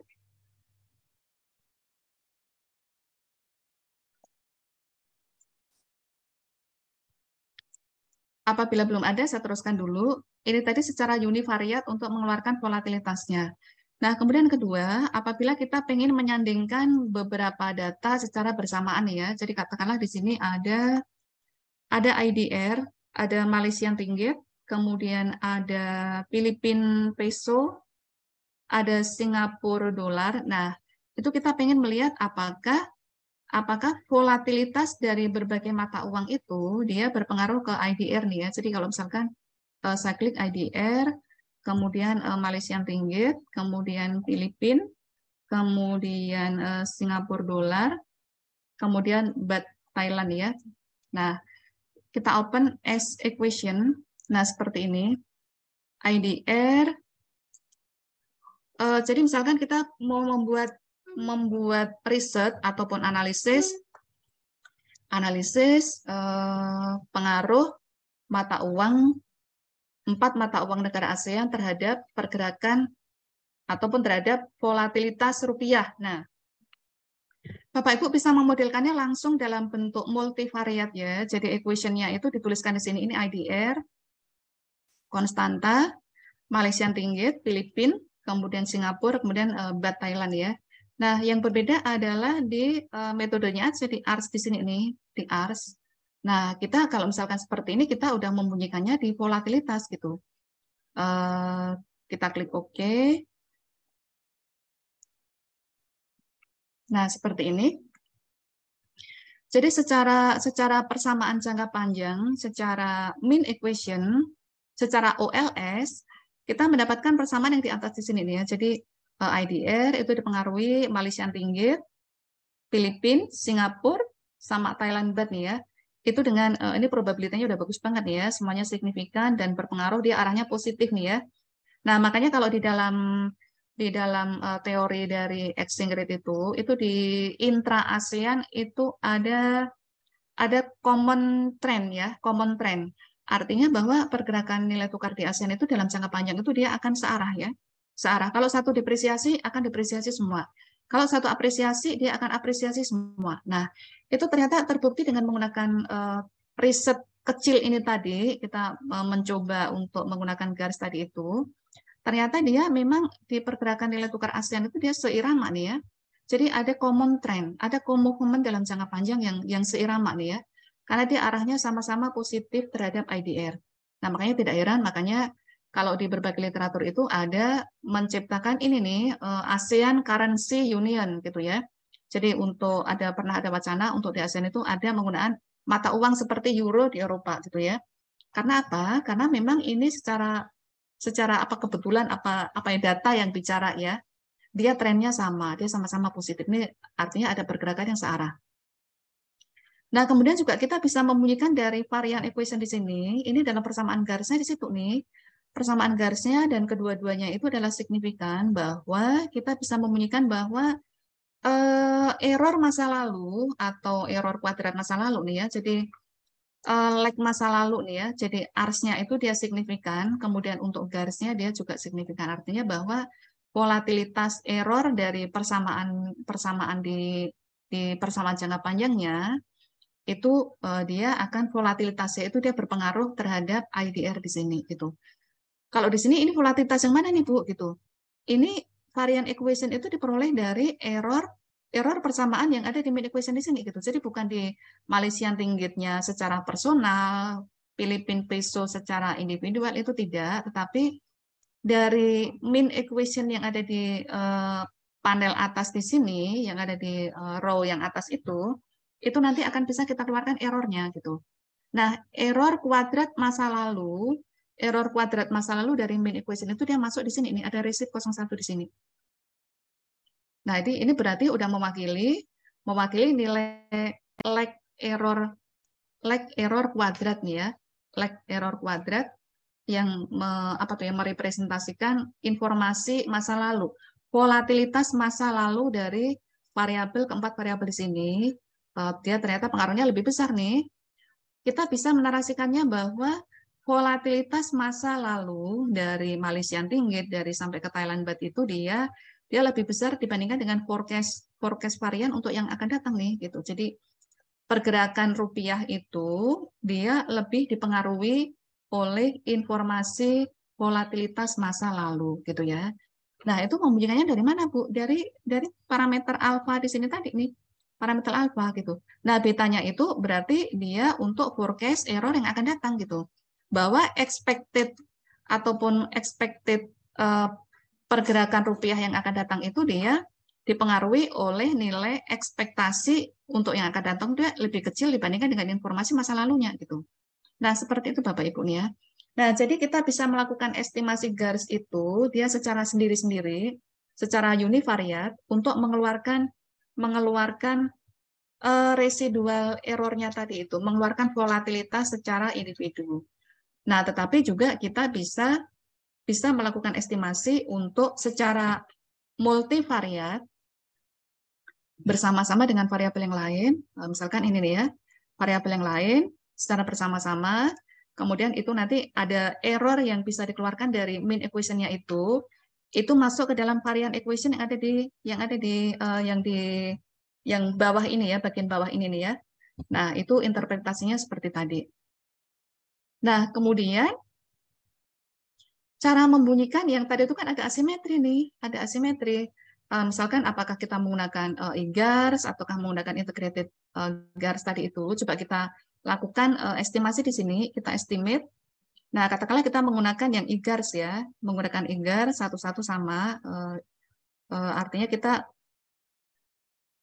nah seperti ini varian equation-nya. Nah, tetapi di sini,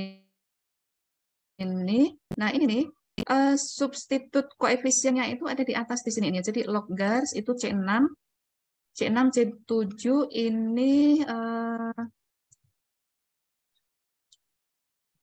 ini ada satu yang tidak signifikan ya.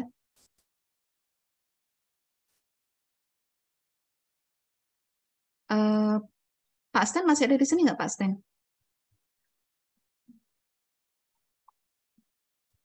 Halo Pak Sten?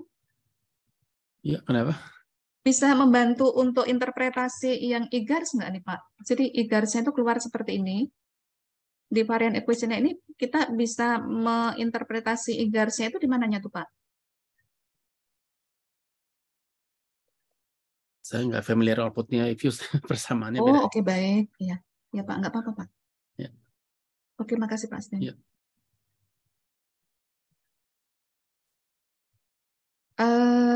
Coba ini kalau yang secara multivariat ya. Jadi kita bisa menangkap asimetrinya tadi itu ada di varian equation di sini ini Bapak Ibu ya. Jadi ini C6 itu sebenarnya kita bisa melihat di atas ini dia konstanta alfa 0 ya, alfa 0 dari varian equation tadi itu. C7-nya itu dia adalah residual min 1 dibagi dengan GAR 1 ini. Kemudian C8 itu adalah residual ini berarti dia ars-nya ya, ars dibagi dengan, kemudian semuanya dibagi agar 91 nih ya. Mohon maaf Bapak Ibu, untuk interpretasi yang GARS, yang asimetrik ya, yang eksponensial GARS tadi itu diinterpretasikannya dari varian equation di sini nih ya. Cuma saya belum tahu ini untuk GARS-nya itu dia, ars GARS-nya itu dia yang di sebelah mana yang diestimasi, yang diinterpretasi ya, karena ini semuanya GARS 11 nih ya. Atau coba ini saya kasih name dulu, equation 1. Saya coba untuk yang satu variabel aja coba ya, yang IDR, object, new object, equation. Jadi misalkan IDR, C, IDR, min 1, kita gunakan menggunakan yang ars. Nah, kita gunakan yang IGARS, coba yang IGARS seperti ini. Ini munculnya juga sama untuk varian equation-nya di sini. Efek asimetrinya itu dia tercapture di, nah itu tuh saya yang agak bingung untuk menarasikannya di sini nih. Untuk apakah dia di C3 itu dia konstanta, C4-nya itu dia apa nih ya? Mungkin Bapak Ibu peserta ada yang bisa membantu di sini untuk membunyikan yang asimetri untuk parameter yang diinterpretasikan.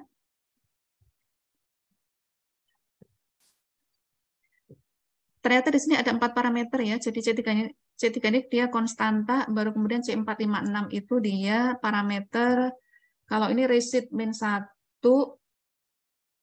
ini di ars-nya nih ya, di C4 itu dia ars-nya. C5 itu, tapi semuanya dibagi gars nih, log gars, ini dibagi, oh ini di C6-nya nih ya, karena dia logaritma dari garsnya itu. Oh Bapak Ibu, mohon maaf untuk yang asimetri mungkin akan kami bahas secara tersendiri ya, karena saya takut untuk menginterpretasikannya outputnya ini berbeda dengan yang apa tuh ya, yang bukan simetri ya, yang simetri ini ya. Jadi outputnya relatif agak berbeda, minimal sampai di mengeluarkan volatilitas sama untuk yang multivariat tadi itu ya, secara keseluruhan apakah suatu variabel itu secara bersama-sama dengan variabel lain itu volatilitasnya bisa mempengaruhi variabel Y. Ini ada pertanyaan sebentar dari Ibu Nelly Nur Hasanah ya. Izin bertanya, kalau estimasi dengan OLS kan hasil EFUSI-nya muncul T-stat. Kenapa di ARS itu dia berubah menjadi Z-stat? Oh oke. Di sini nih ya, kalau di tes statistik itu kan dia student T ya, student statistik. Kalau yang Z statistik, sebentar ini saya balikkan ke garis dulu. Pak Sten mungkin bisa membantu Pak Sten, kenapa ini menjadi Z statistik Pak Sten?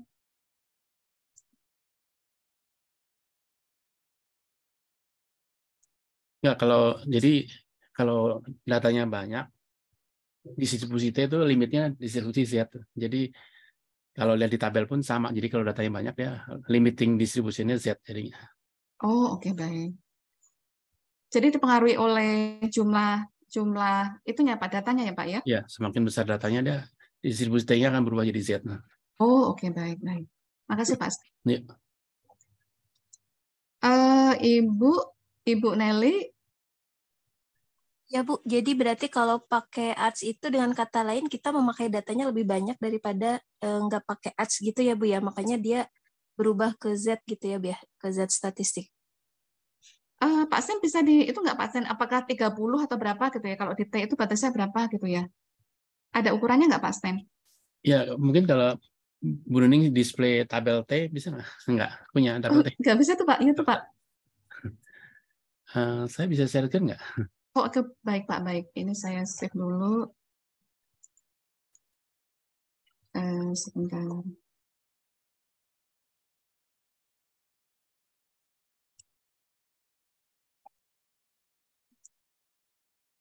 Silakan Pak Sten. Ini kita sama-sama berdiskusi ya, jadi saya belum tentu bisa semuanya. Mungkin rekan-rekan justru malah lebih bisa. Nah, gitu kita saling berdiskusi, saling belajar ya, rekan-rekan ya. Silakan Pak Sten. Saya bukan co-host, nggak bisa share screen. Oh, Mas Hanso minta tolong Pak Sten diberi akses.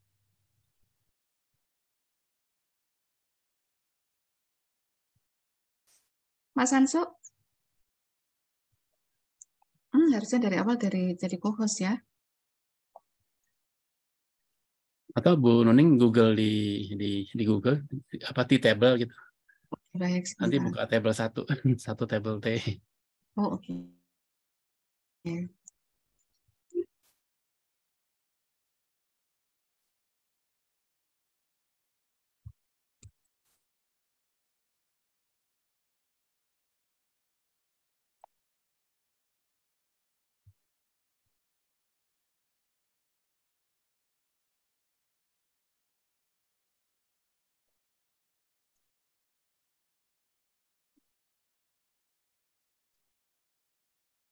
Nah, ini apakah sudah kelihatan, Pak Sten?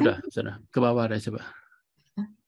Nah, itu kan mungkin tabelnya harus ada Z-nya kali, bukan yang tabel dari luar negeri kali. Oh, Dia ini nggak itu nggak harus ganti yang. oke, sebentar.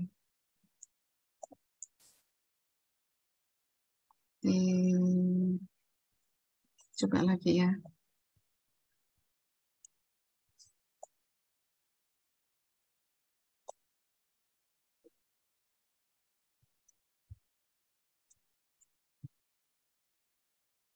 Googlingnya T-table gitu mungkin, bukan tabel T tapi T-table. Nah, ke bawah lagi deh. Nah, Ini. itu dia. Oke. Itu Di kan atas 1000 ya berarti. ya sebenarnya dari 30 ke atas tuh angkanya udah nggak berubah kan kalau dilihat nilai tabelnya. Oh iya nih, Hampir 85. sama kan. Jadi limit dari distribusi T itu jadinya Z. Jadi 30 ke atas sebenarnya udah, karena dia sebenarnya untuk distribusi sampel kecil gitu. Maka biasa kalau uji T itu biasanya kalau datanya agak banyak ya udah otomatis ya kurvanya itu di ujungnya udah mendatar jadi nilainya hampir sama.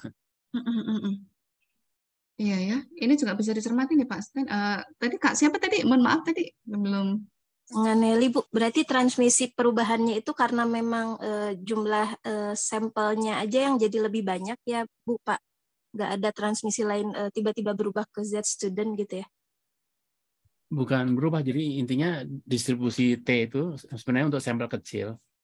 Dan kalau dia datanya itu kalau dilihat tabel kan di atas begitu 30, angkanya 31 terus dia berubahnya nggak banyak. Jadi udah mendatar kurvanya.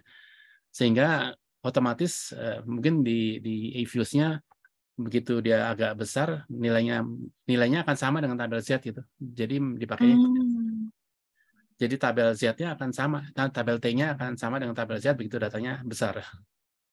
Oh, jadi EFUSE tuh membaca kalau datanya besar, si T-nya itu akan sama dengan Z gitu berarti apa ya? Bahasa Ya mungkin di sederhananya. dalam programnya mungkin begitu. Tapi intinya distribusi T itu kalau datanya banyak besar, ya dia angka-angkanya akan sama dengan tabel yang di tabel Z gitu. Oh iya Pak, paham. Makasih Pak. Ya oke. Makasih Kak, pertanyaannya Kak. Saya juga jadi belajar nih Kak. Sama-sama Bu, saya juga sama-sama ini belajar. Ternyata banyak hal baru juga nih. Dari Kak Nelly tadi ya. Ini Pak Aris Yuwono. Di-share lagi materi PDF yang kedua. Oh, mungkin yang kedua tadi itu mungkin file EFUSE kali ya, jadi tidak bisa dibaca nih ya. Oh, ini udah di-share lagi sama Mas Sansu. Oke. Ini saya stop share ya.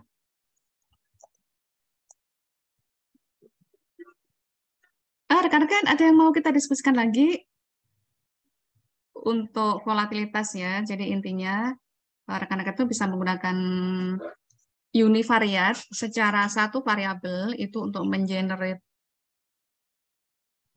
volatilitasnya ya. Nah, tadi itu sebenarnya secara apa ya, rule of thumb-nya itu garis satu-satu itu udah yang paling optimal. Tetapi biasanya di S1 di penyusunan skripsi itu harus dicek dulu nih gitu. Menentukan apakah dia garis 11, 12, 21, 22 itu harus diuji dulu sampai nanti dipilih yang optimal itu pada umumnya juga ketemunya di satu-satu, garis satu-satu gitu. Tetapi tetap secara SOP kita apa tuh tahapnya itu kita lalui gitu ya. Kita lakukan tahap-tahap untuk menentukan yang apa tuh ordo optimal tadi itu. Nah, kemudian yang kedua, itu kita bisa menggunakan garis itu secara multivariat juga. Jadi tadi itu misalkan untuk IDR, dia dipengaruhi oleh Malaysian Ringgit, kemudian Baht, kemudian Singapura Dollar, dan lain sebagainya. Nah, itu teman-teman bisa mendapatkan mean equation-nya. Mean equation itu untuk persamaan jangka panjangnya nih ya, persamaan OLS-nya. Nah, kemudian di bawahnya tadi itu ada varian equation-nya. Varian equation itu yang menunjukkan bahwa volatilitas dari error yang ada mean equation tadi itu. Jadi mean equation itu kan bisa dikeluarkan errornya. Nah, itu tersusun menjadi di varian equation yang ada di bagian bawahnya tadi itu di persamaan garisnya. Nah, sehingga kita bisa membunyikannya itu adalah volatilitas dari keseluruhan variabel gitu. Jadi kalau misalkan tadi itu secara univariat volatilitas Malaysian Ringgit secara univariat secara secara sendiri-sendiri dari masing-masing variabel tadi. Tetapi kalau misalkan kita cemplungin di dalam pemodelannya itu secara multivariat, nah itu kita bisa membunyikannya volatilitas variabel X secara bersama-sama gitu ya. Jadi udah lebur menjadi satu volatilitas karena errornya tadi itu ketemu satu error untuk satu equation seperti itu. seperti itu adik-adik. Mohon maaf kalau saya menjelaskannya tidak ini ya, tidak expert ya, karena juga masih sama-sama belajar untuk yang volatility di sini. Ada yang mau ditanyakan lagi? Materi PDF. Oh, tadi itu udah di-share ya sama Mas Sanso nih ya, latihan garisnya. Apakah masih ada materi yang terlewat, Bapak Ibu?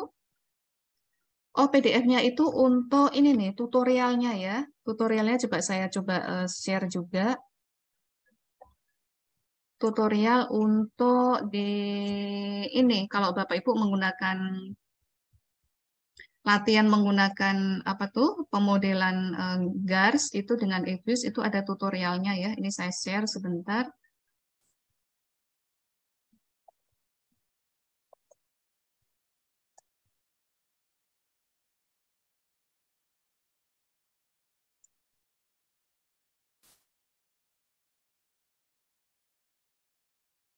Nah, ini adik-adik bisa mengikuti dari tutorial yang di sini ini ya. Nah, untuk PDF dari yang presentasi ini juga saya share juga.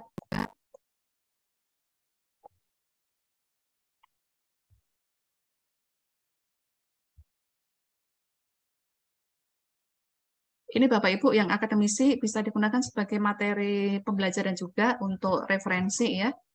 Untuk referensi di perkuliahan. Apalagi nih yang belum di-share ya. Sepertinya udah semua nih ya. Untuk PPT-nya sudah, untuk GARS-nya oke. Kalau data tidak perlu sepertinya ya. Oke, semuanya sudah kami share untuk materi pelatihannya. Ada yang mau ditanyakan Bapak Ibu? Kak Sylvia, aduh mohon maaf nih Kak Sylvia, nih saya juga menyampaikannya bukan sebagai ahli gitu ya. Kita sama-sama belajar ini. Terima kasih Bu.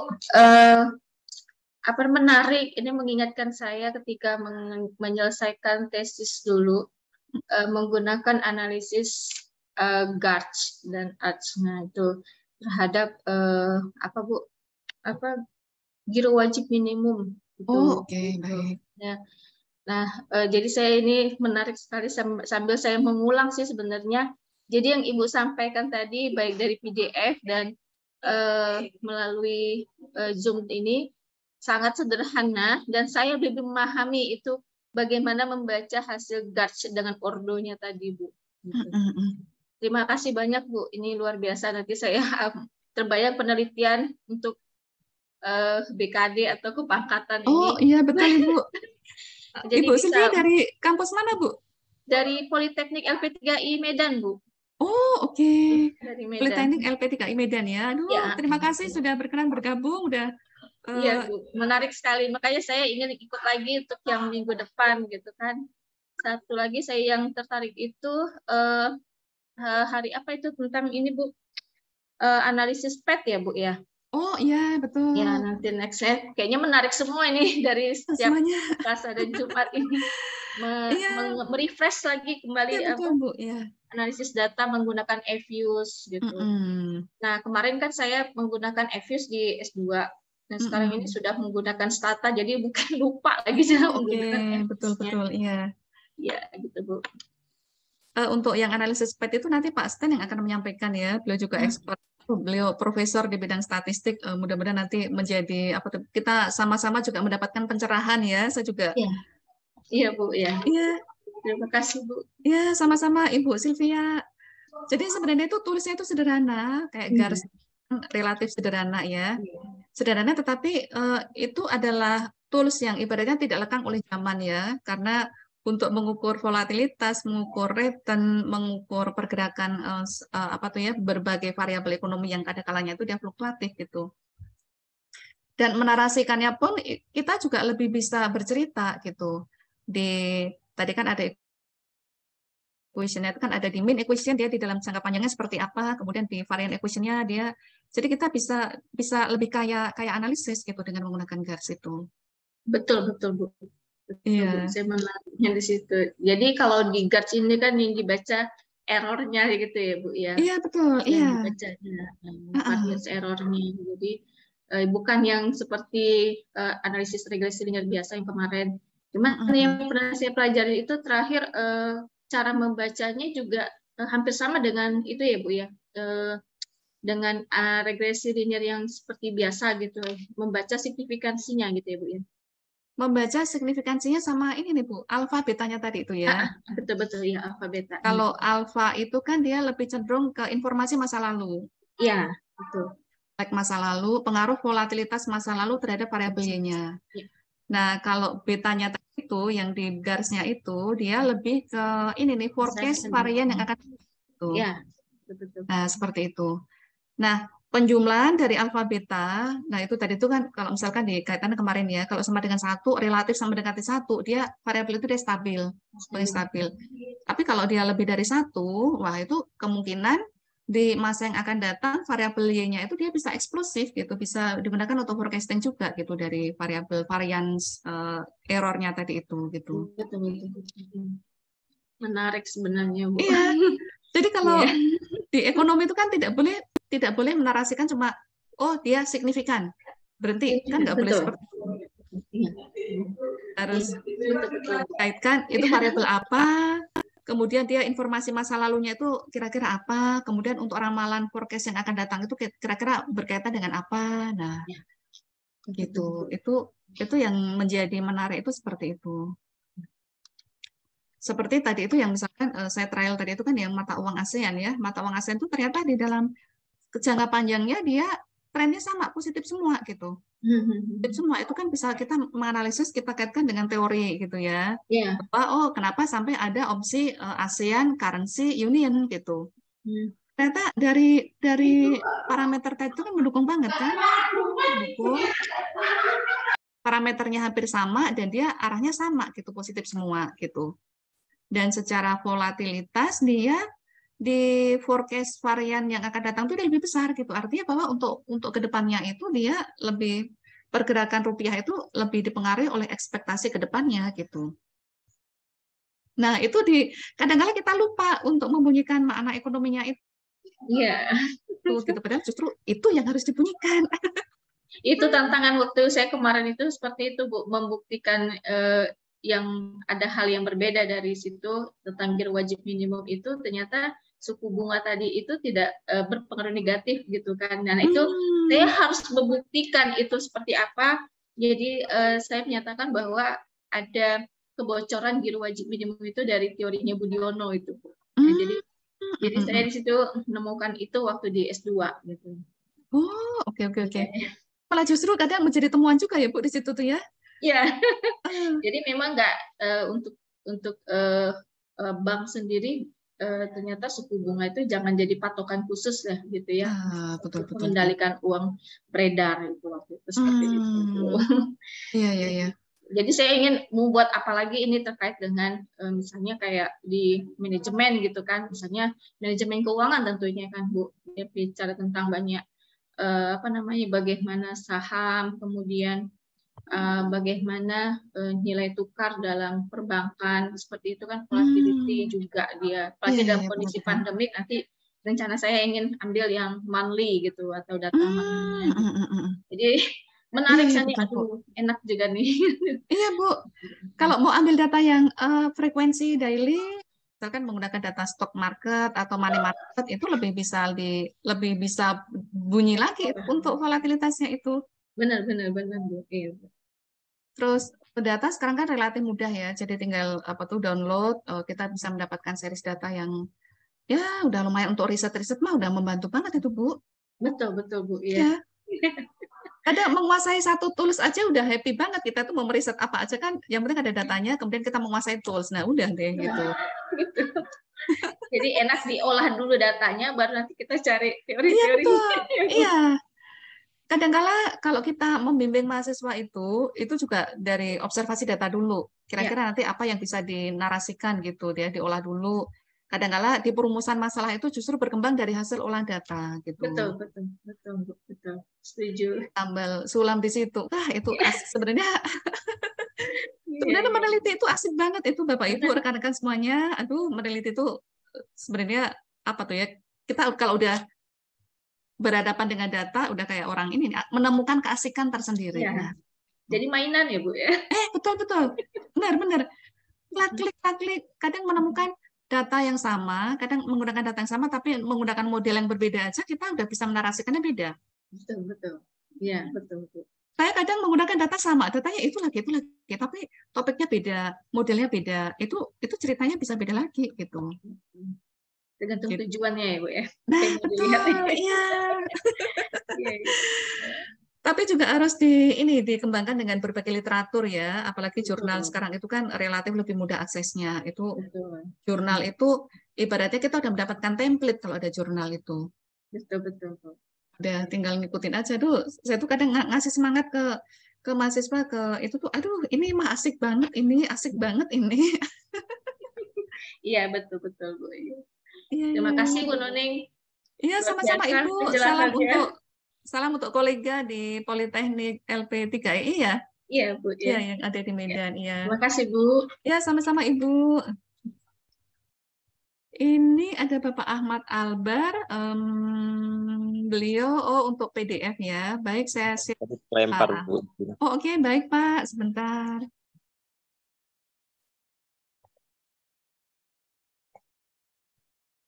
Nah, ini kami siapkan tutorialnya, kemudian juga ada PPT tadi itu dalam bentuk PDF ya, jadi bisa digunakan sebagai referensi untuk di perkuliahan ataupun di akademik ya.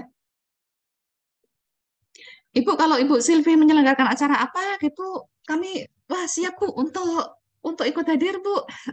Iya, insya Allah Bu. Iya. Kebetulan kalau kita di sini kemarin ada pembahasan sih, ingin belajar tentang banyak teknik analisis gitu ya. Nah, teman-teman ini masih banyak kesibukan ya Bu. Nyari waktunya nggak susah juga. Dengan ini saya sempatin aja dulu, walaupun cuma 2 jam, 3 jam ya udah lumayan gitu ya, menambah tes kembali sih sebenarnya. Iya betul Ibu. Ini juga ada YouTube-nya Ibu. Jadi nanti kalau misalkan ada yang terskip atau tadi itu misalkan ada beberapa yang mungkin koneksi internetnya tidak stabil, itu Bapak Ibu bisa memutar ulang di YouTube ya. Jadi ini saya share lewat chat di sini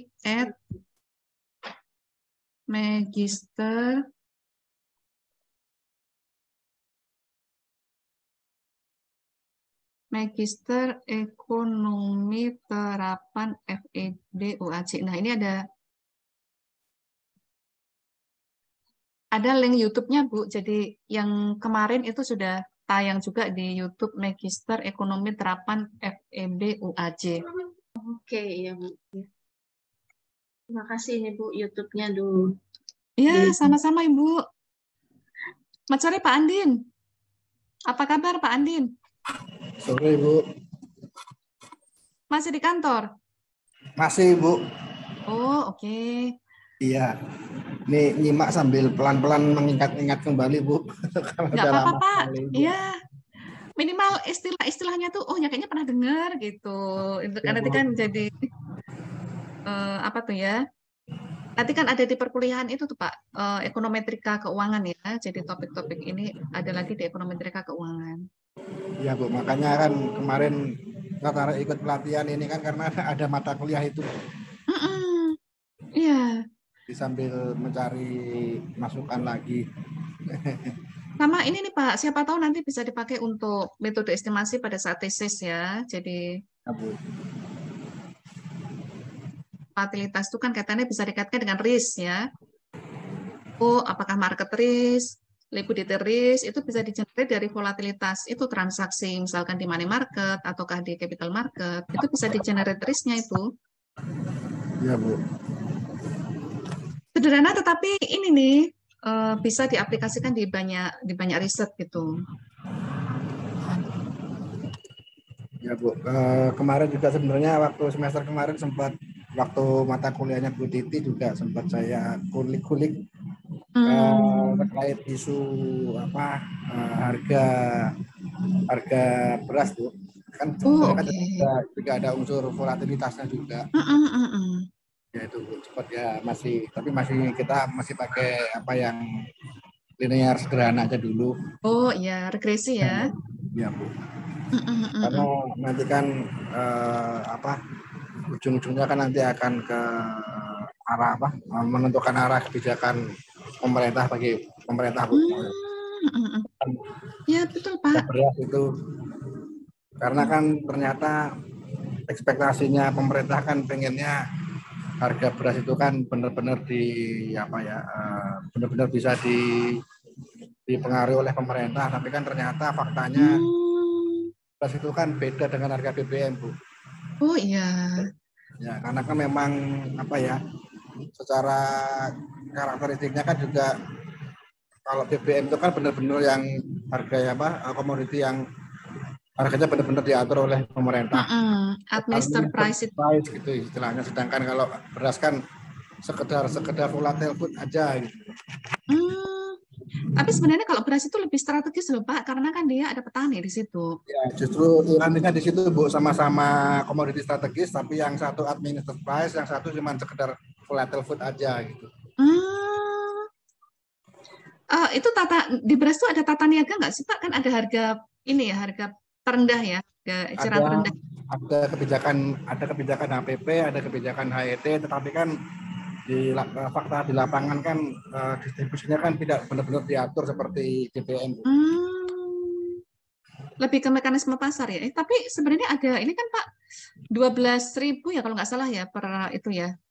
Ya itu untuk yang istilahnya beras yang premium Bu. Sedangkan beras yang berasnya medium itu kan HET-nya di 9450. Tapi kan hanya sekedar kebijakan aja, tapi kan distribusinya kan tidak seperti BBM yang benar-benar diatur oleh Pertamina. Oh, oke. Apa ya, karena ada perbedaan apa ya? Saya juga ini juga tuh mungkin Pak Andin ada ilmunya tuh yang bisa di-sharing tuh perbedaan penetapan harga gitu ya. Ya sebenarnya kan harganya sama-sama ditetapkan oleh pemerintah, tapi kan distribusinya berbeda tuh. Oh, oke. Kalau BBM kan sudah ditentukan bahwa masyarakat hanya bisa beli di SPBU, nggak bisa beli di tempat lain. Oh iya.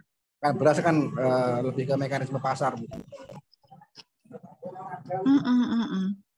Kemarin satunya monopolistik ya. Iya Bu. Satunya monopolistik, satunya persaingan sempurna. Nah, iya Bu. Iya. Yang beras itu dia di persaingan sempurna. Jadi baik itu buyer atau seller itu tidak bisa menentukan harga sebenarnya ya, karena dia free di mekanisme. Iya, tapi kan kemarin menjadi kericuan di media massa, termasuk sampai dengan hari ini kan masih banyak pihak yang mempertanyakan kenapa harga beras itu tidak turun-turun, padahal Bulog sudah impor. Atau ini Pak Andin ya, pemodelan harga beras optimal. Nah, ya, itu tuh. Iya Bu. Optimal pricing di dalam harga beras itu. Dari hasil regresi linear yang sederhana aja kelihatan bahwa sebenarnya cadangan pangan pemerintah itu lebih paling gini. Variabel yang paling menentukan itu adalah variabel harga, bukan seberapa banyak pemerintah punya cadangan gitu. Iya. Iya, price ya. Iya, Bu. Lagi kalau beras itu kan dia ini kan komoditi normal kan, barang normal, dia seberapapun harga pasti dibeli sebenarnya ya. Ya, justru itu Bu, karena ini istilahnya yang mass produk barang normal kemudian distribusinya tidak diatur, akhirnya kan terjadi harganya kan volatil sekali Bu, naik turun. Beda dengan BBM yang meskipun ada volatilitas harga di internasional, tapi kan itu semua di-cover oleh pemerintah. Bedanya di situ tuh. Kalau BBM kan dia memang administrasi price benar itu. Iya. Tapi kalau beras itu dia ada mekanisme pasar di situ yang membedakan di situ. Iya, jadi berarti ya sekedar kebijakan pemerintah itu sekedar kebijakan yang membayangi aja. Dibatasi pun juga ternyata harganya lebih di lapangan lebih mahal dari HET yang ditentukan oleh pemerintah saat ini. Dan kemungkinan kalau misalkan semakin ketat semakin ada black market ya untuk itu ya. Bisa jadi itu. Nah kan sekarang banyak ditemukan kasus-kasus itu banyak sekali ditemukan ternyata beras yang dijual murah ini oleh pedagang disalahgunakan segala macam.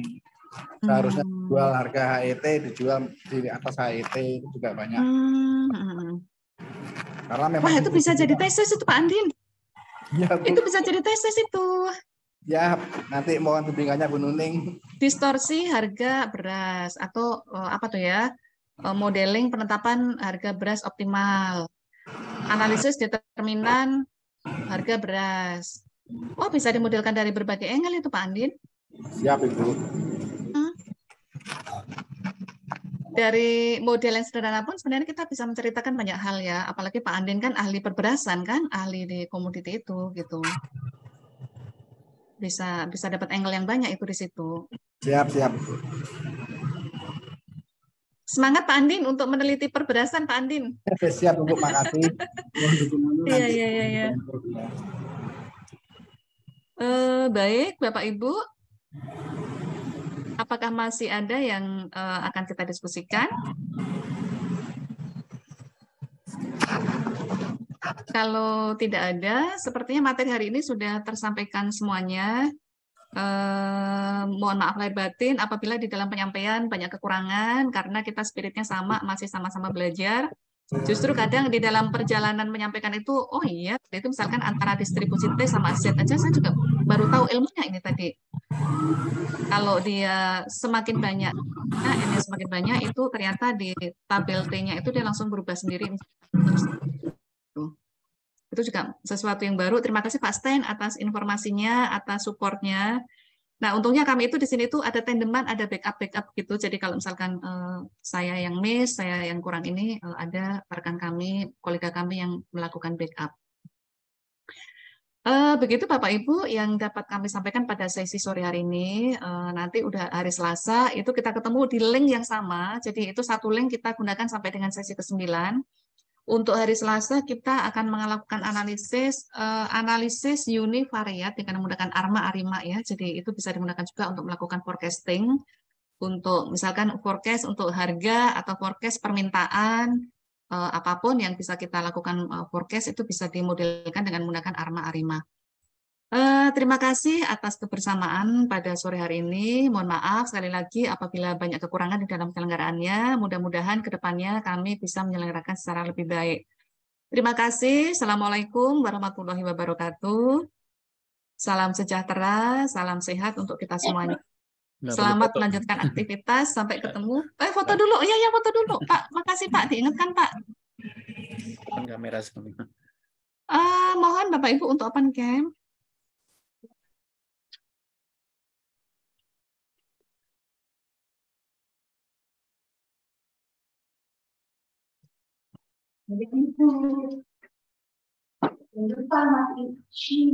Pak Sansu minta tolong. Belum. Maaf Bu, lagi di luar Bu pakai handphone. Oh oke, Pak Sten minta tolong Pak Sten. Belum open kamera semua, baru. Oh iya, minta tolong rekan-rekan, Bapak Ibu, adik-adik untuk open kamera untuk pendokumentasian acara ya.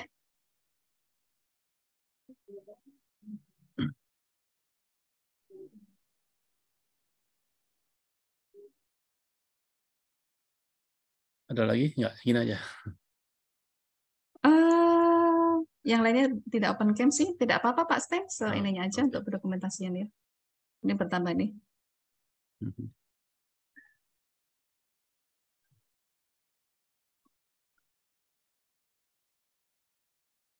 Kasih apa-apa Pak Sten. Oh ya, bentar.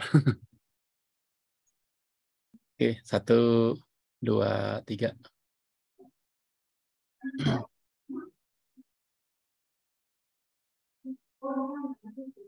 Oke?